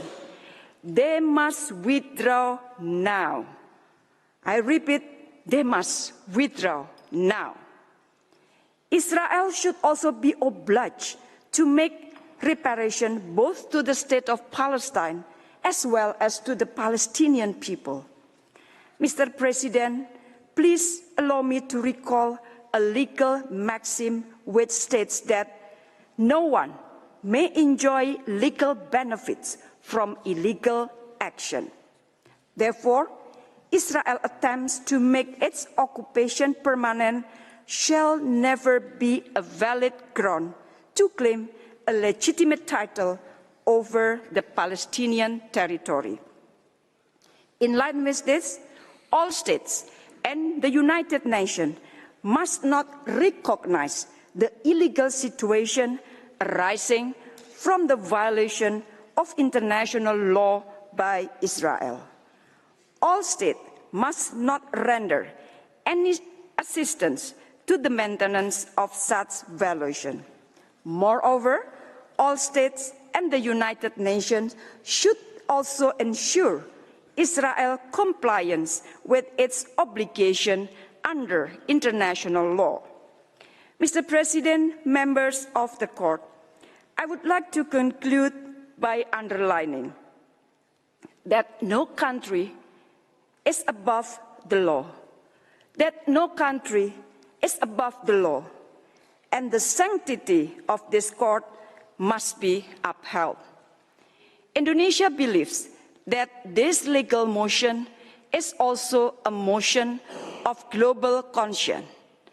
It should not be another item on the list, another proceeding to dismiss, another call to go unheeded, ignored blatantly by Israel.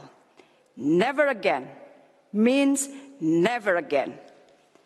We founded our current international system with the conviction that every single human being, I repeat, every single human being, without exception, is protected by law. Every single human being, without exception, is protected by law. Thus, let us all contemplate upon this question. Should the international community continue allowing Israel to manipulate the use of international law to justify its illegal action against the fundamental rights of the Palestine? For Indonesia, we shall not. And once again, the hope is on this Court, as the Court is the guardian of justice. I thank you very much. I thank the delegation of Indonesia for its presentation. I invite the next participating delegation, Qatar, to address the Court and call upon His Excellency Mutlaq Al-Qahtani to take the floor.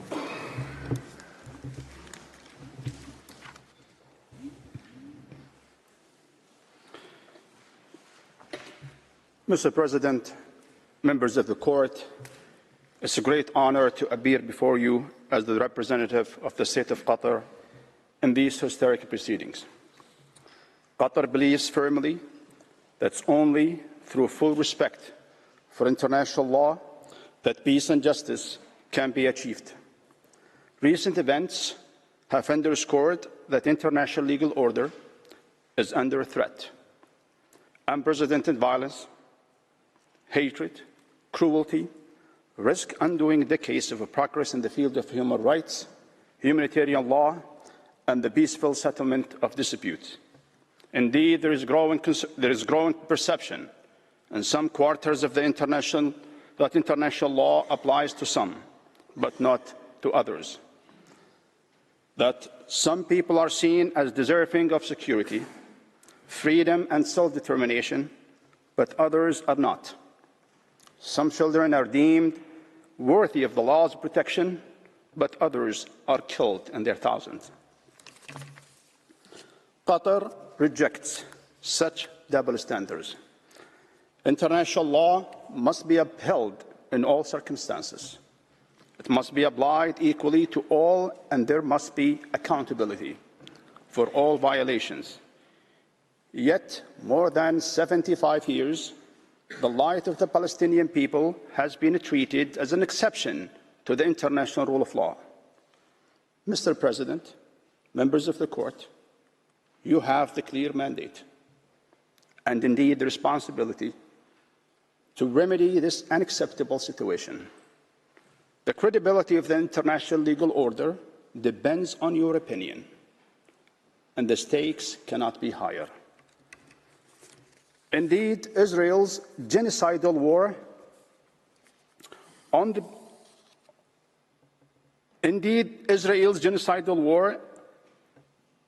people of Gaza has shown that the situation in Palestine is the most pressing threat to international peace and security.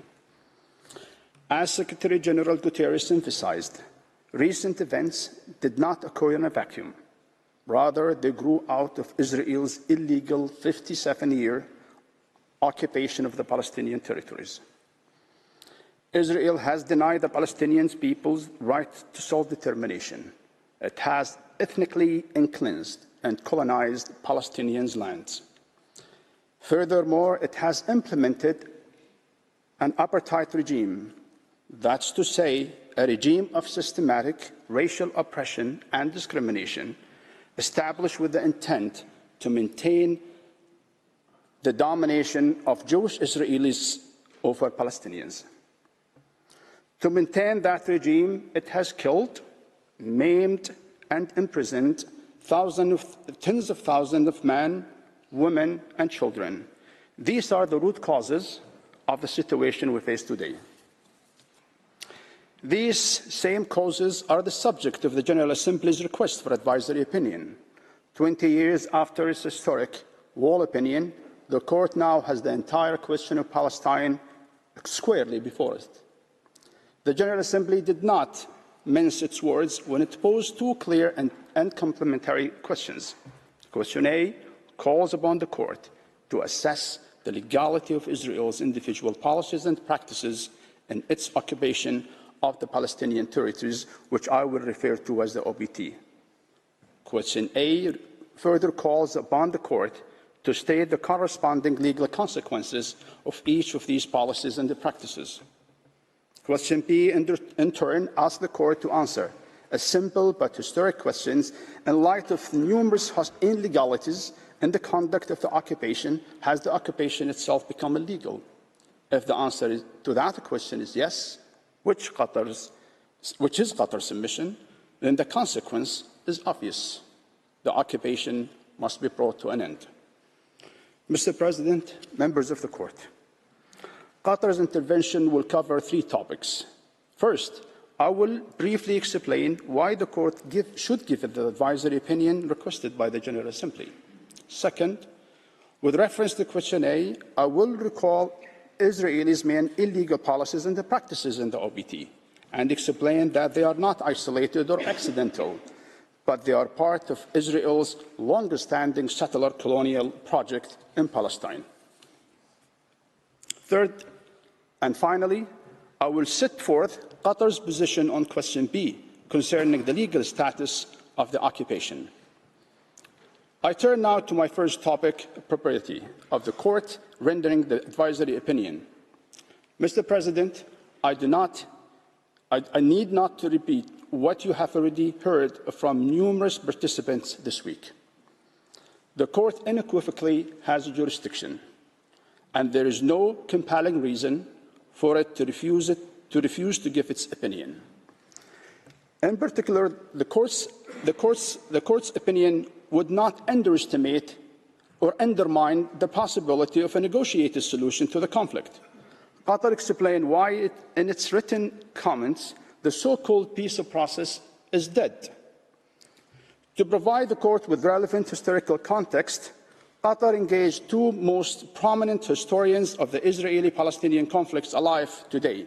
One Palestinian, Professor Rashid Khalidi of Columbia University, and one Israeli, Professor Efli Shalim of Oxford University. Professor Khalidi and Shalim prepared two comprehensive reports covering a century of histories from 1917 to 2023. You can find those reports at tabs 2 and 2 of your folders. Professor Shalim's report is devoted to the history and diplomacy of the Israeli-Palestinian conflict from 1967 and to today. He explains how, during this time, Israel has consistently obstructed a negotiated solution. Rather than pursuing a genuine peace, Israel used the so-called peace as a diplomatic cover for its colonization of Palestine. In this context, it's difficult to see what harm the court's advisory opinion could possibly have on a non-existent peace process. On the contrary, the absence of a viable peace process only underscores the necessities of the court's advisory opinion and a solution based on international law. I turn now to my second topic, concerning question A and Israel's illegal policies and practices of the OBT. Mr. President, members of the court, Israel's illegal and discriminatory policies and practices are the tools of long-standing settler colonial project. As Qatar explained in its written statement, these policies are designed to promote a single goal: the permanent colonization of the OBT for the exclusive benefit of Israel and the Jewish Israeli settlers. This goal is essentially linked to Israel's oppressive and discriminatory practices in the OBT and is the root cause of the cycles of violence there. In Chapter 2 of its written statement, Qatar described in detail the 8 main categories of discriminatory policies and practices that Israel employs in furtherance of its settler colonial project. In Chapter 3 of its written statement, Qatar explained that these policies and practices entail a flagrant violation of international law, human rights law, and constitutes a crime against humanity, war crimes, genocide, and ethnic cleansing. It is Qatar's position that in order to fully respond to question A, the court should assess the legality of each of Israel's main policies and practices through these lenses. A fulsome response to question A is no less than a clear answer to question B. The court should not underestimate that the impact that finding of fact and law will have in bringing Israel's specific policies and practices to an end, to encouraging accountability, and to provide victims with a sense of justice. In the limited time I have today, I will briefly call some specific points about the 8 main categories of policies and practices carried out by Israel in the OBT. The first central features of Israel's settlers' colonial project is, of course, settlement. The establishment and development of Jewish Israeli settlements in the OBT began immediately after Israel occupied it in 1967. Israel establishes Jewish Israeli settlements on seized Palestinian land, finances and facilitates the construction of housing and infrastructures, and incentivizes Jews from around the world to settle there. By 2023, over 700,000 settlers, or approximately 11% of Jewish Israelis, were living in the OBT. The settlement's activities is relentless. In a January 2024 report, which you can find at tab 3 of your folders, the Israeli human rights group Peace Now explained how the war in Gaza has been exploited as cover for unprecedented surge in settlement activities. The same is happening in East Jerusalem, and even Gaza is now at risk. The Israeli security ministers recently stated that, quote, "Not only do I not rule out Jewish settlement in Gaza, I believe it is also an important thing, end quote. On January 28, 2024, a conference dedicated to the resettlement of Gaza was held in occupied Jerusalem, which was attended by 12 Israeli government ministers. Mr. President, members of the court, let me pause here to make a brief remark about the situation in Gaza as it relates to the advisory proceedings. The contentious proceedings instituted by South Africa against Israel under the Genocide Convention do not mean that the recent situation in Gaza should not be addressed here. Gaza is part of the OBT. It was occupied before October 7, and it is occupied today. Israel's policies and practices referred to in question A includes its policies and the practices in Gaza. The court will examine the situation in Gaza through the lens of the Genocide Convention and the case brought by South Africa. Here the court can, and indeed must, apply all aspects of international law to the situation in Gaza, including well before October 7. This brings me to Israel's second central policy and practice in the OBT, which is displacement.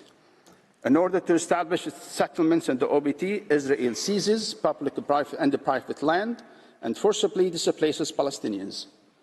It does so through home demolitions, evictions, building restrictions, and by establishing buffer or military zones.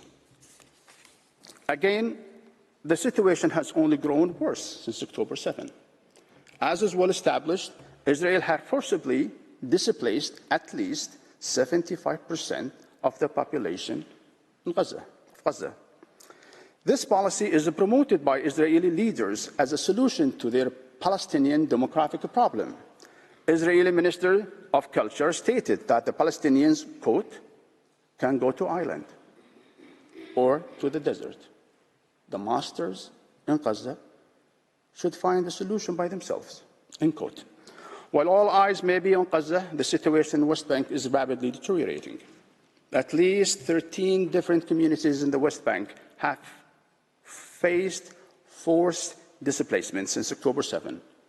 That has resulted in the north-south stretch of 20 kilometers east of Ramallah being cleared of nearly all Palestinians.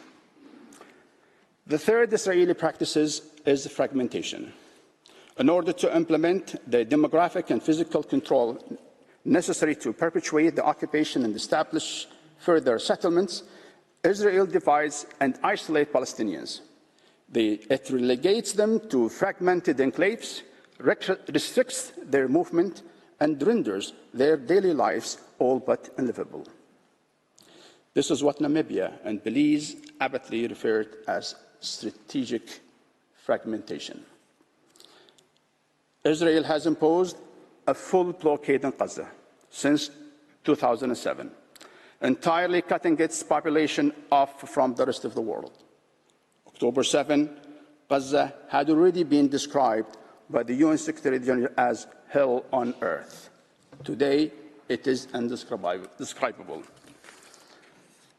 In the West Bank, Israel has, for decades, implemented a system of draconian checkpoints, subjecting millions of Palestinians to daily indignities.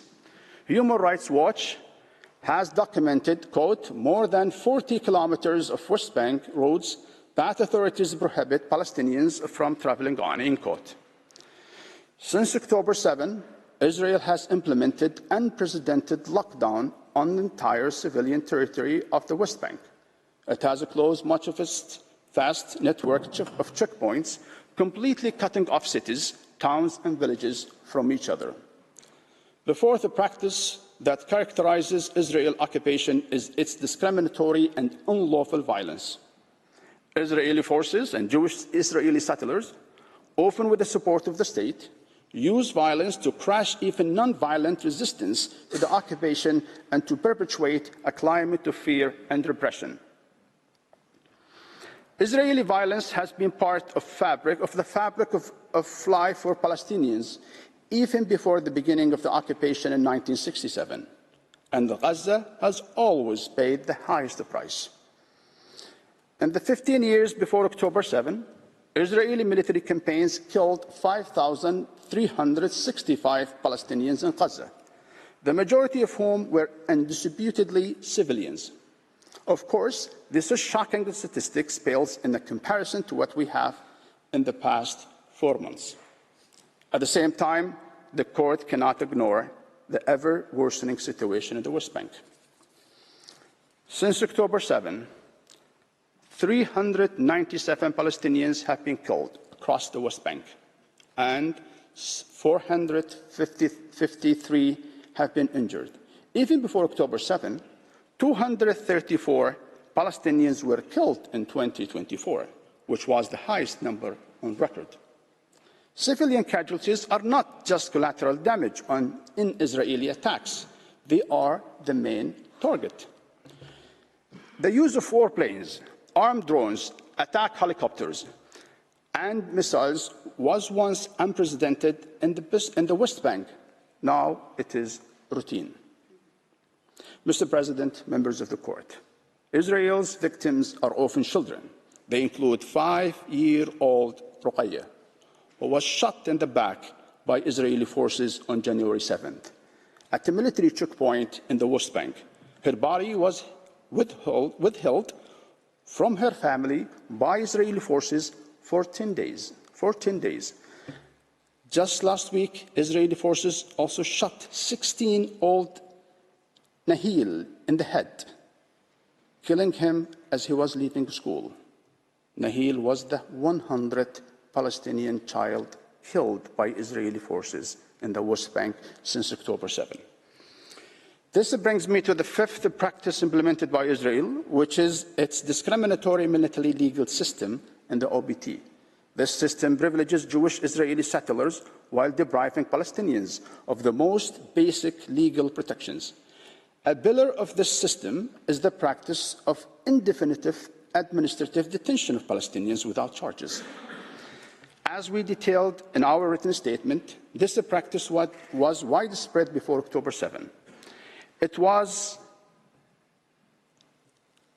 Its use has increased excessively since then, in what some rights groups have characterized as mass enforced disappearances. In the past 4 months alone, thousands of Palestinians have been placed in administrative detentions. In Gaza, they are rounded up, blindfolded, disrobed, humiliated, and detained in makeshift outdoor prisons. You can find detailed reporting at tabs 5 and 6 of your folders. In the interest of time, I will not detail the 3 remaining policies and the practices that characterize Israel's occupation, which are discussed in Chapter 2 of Qatar's written statement. These practices are 6: the eradication and suppression of all manifestations of Palestinians' culture and religion in the OBT. 7th, the economic oppression of Palestinians and the exploitations of the OBT's natural resources. And 8, the systematic persecution and suppression of all those who attempt to document or pursue accountability for the occupation, such as human rights organizations and journalists. This includes Al Jazeera, Shireen Abu Akleh, who was murdered by Israeli forces on May 11, 2022. Mr. President, members of the court, these 8 discriminatory practices and policies are among those that the court is called upon to assess in answering question A. Viewed jointly, they reveal the true nature of the occupation as an illegal settler colonial regime. I will turn now to the final portion of Qatar's presentations concerning the legal status of the occupation and the response to question B. Mr. President, members of the court, the written statements and comments that addressed in question B overwhelmingly endorsed a finding by the court that the Israeli occupation of the OBT is illegal. This was the express conclusion of at least 38 participants in these proceedings, with at most 2 states reaching the opposite conclusion. Those participants finding that the occupation is illegal offered a number of lines of analysis to support their shared conclusion. This is unsurprising. Israel's occupations has violated so many fundamental principles of international law that it would be hard to point to just one reason for its illegality. In Chapter 3 of Qatar's written comments, we identified 5 main reasons as to why Israel's occupations of the OPT is illegal. With its written comments, Qatar also submitted a detailed appendix compiling relevant statements by participating states and organizations.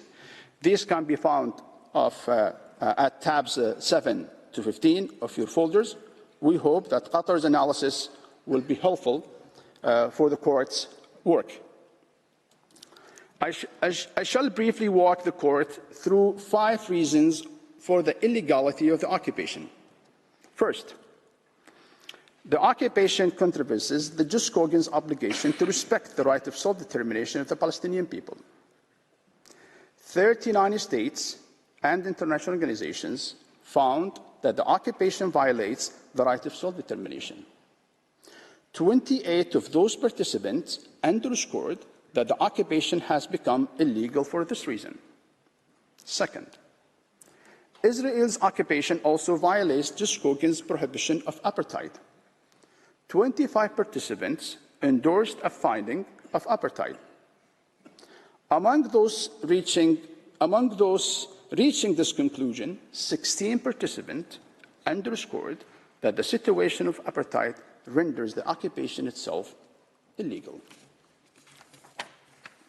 Third, Israel's occupation is illegal because it violates jus cogens prohibition on the use of force. This was the conclusion of 18 participants. Fourth, by virtue of its illegal annexation of portion of OPT, Israel has breached yet another jus cogens norm, the prohibition on the acquisition of territory through the use of force. At least 41 participants in the proceedings have pointed this out, with 31 of them underscoring that the occupation is illegal as a whole because Israel's annexation of the OPT is an integral feature of the occupation. Fifth and finally, Israel's occupation is illegal due to the fact that it's not of a temporary character, not being carried out in good faith, or not being administered in the best interest of the occupied population. 17 states reach such conclusions. Mr. President, members of the court, the state of Qatar endorses all of these arguments for the illegality of the occupation. While it's, of course, for the court to decide how best to answer the General Assembly's questions be, it is Qatar's respectful submission that the court should not limit itself to choosing only one of these grounds for illegality. Unlike contentious cases, judicial economy does not support the adoption of only the narrowest reasoning possible in these proceedings. To the contrary, in the context of an advisory opinion, the court's function is to provide legal advice to the organ requesting the opinion. There are multiple relevant legal regimes applicable to the situation, and the court's advice on each of these frameworks will be of immense value to the General Assembly and to the international community at large. In this connection, Qatar and many other states attach particular importance to a finding that Israel's occupation by its nature amounts to a regime of apartheid. A finding of apartheid is not just the most accurate label for what the occupation has become. It also provides a tangible but a flexible roadmap for what must come next. What ending apartheid requires is achieving a solution, achieving a situation which all people, Israeli and Palestinians, equally enjoy their fundamental human rights and dignity. With the requisite finding of apartheid by the court, the international community, including the General Assembly, can activate similar mechanism for bringing about an end of the occupation as it did with the apartheid regime in South Africa. This is the surest path to truth, justice, and yes, reconciliation. Mr. President, members of the court, the people of the world are looking at you. We are confident that you will seize this historic opportunity to finally bring to an end a century of injustice against the Palestinian people. I thank you for your kind attention. I thank the delegation of Qatar for its presentation, which brings to a close this morning's hearing. The court will meet again this afternoon at 3 p.m. to hear the United Kingdom, Slovenia, Sudan, Switzerland, the Syrian Arab Republic, and Tunisia. The sitting is adjourned.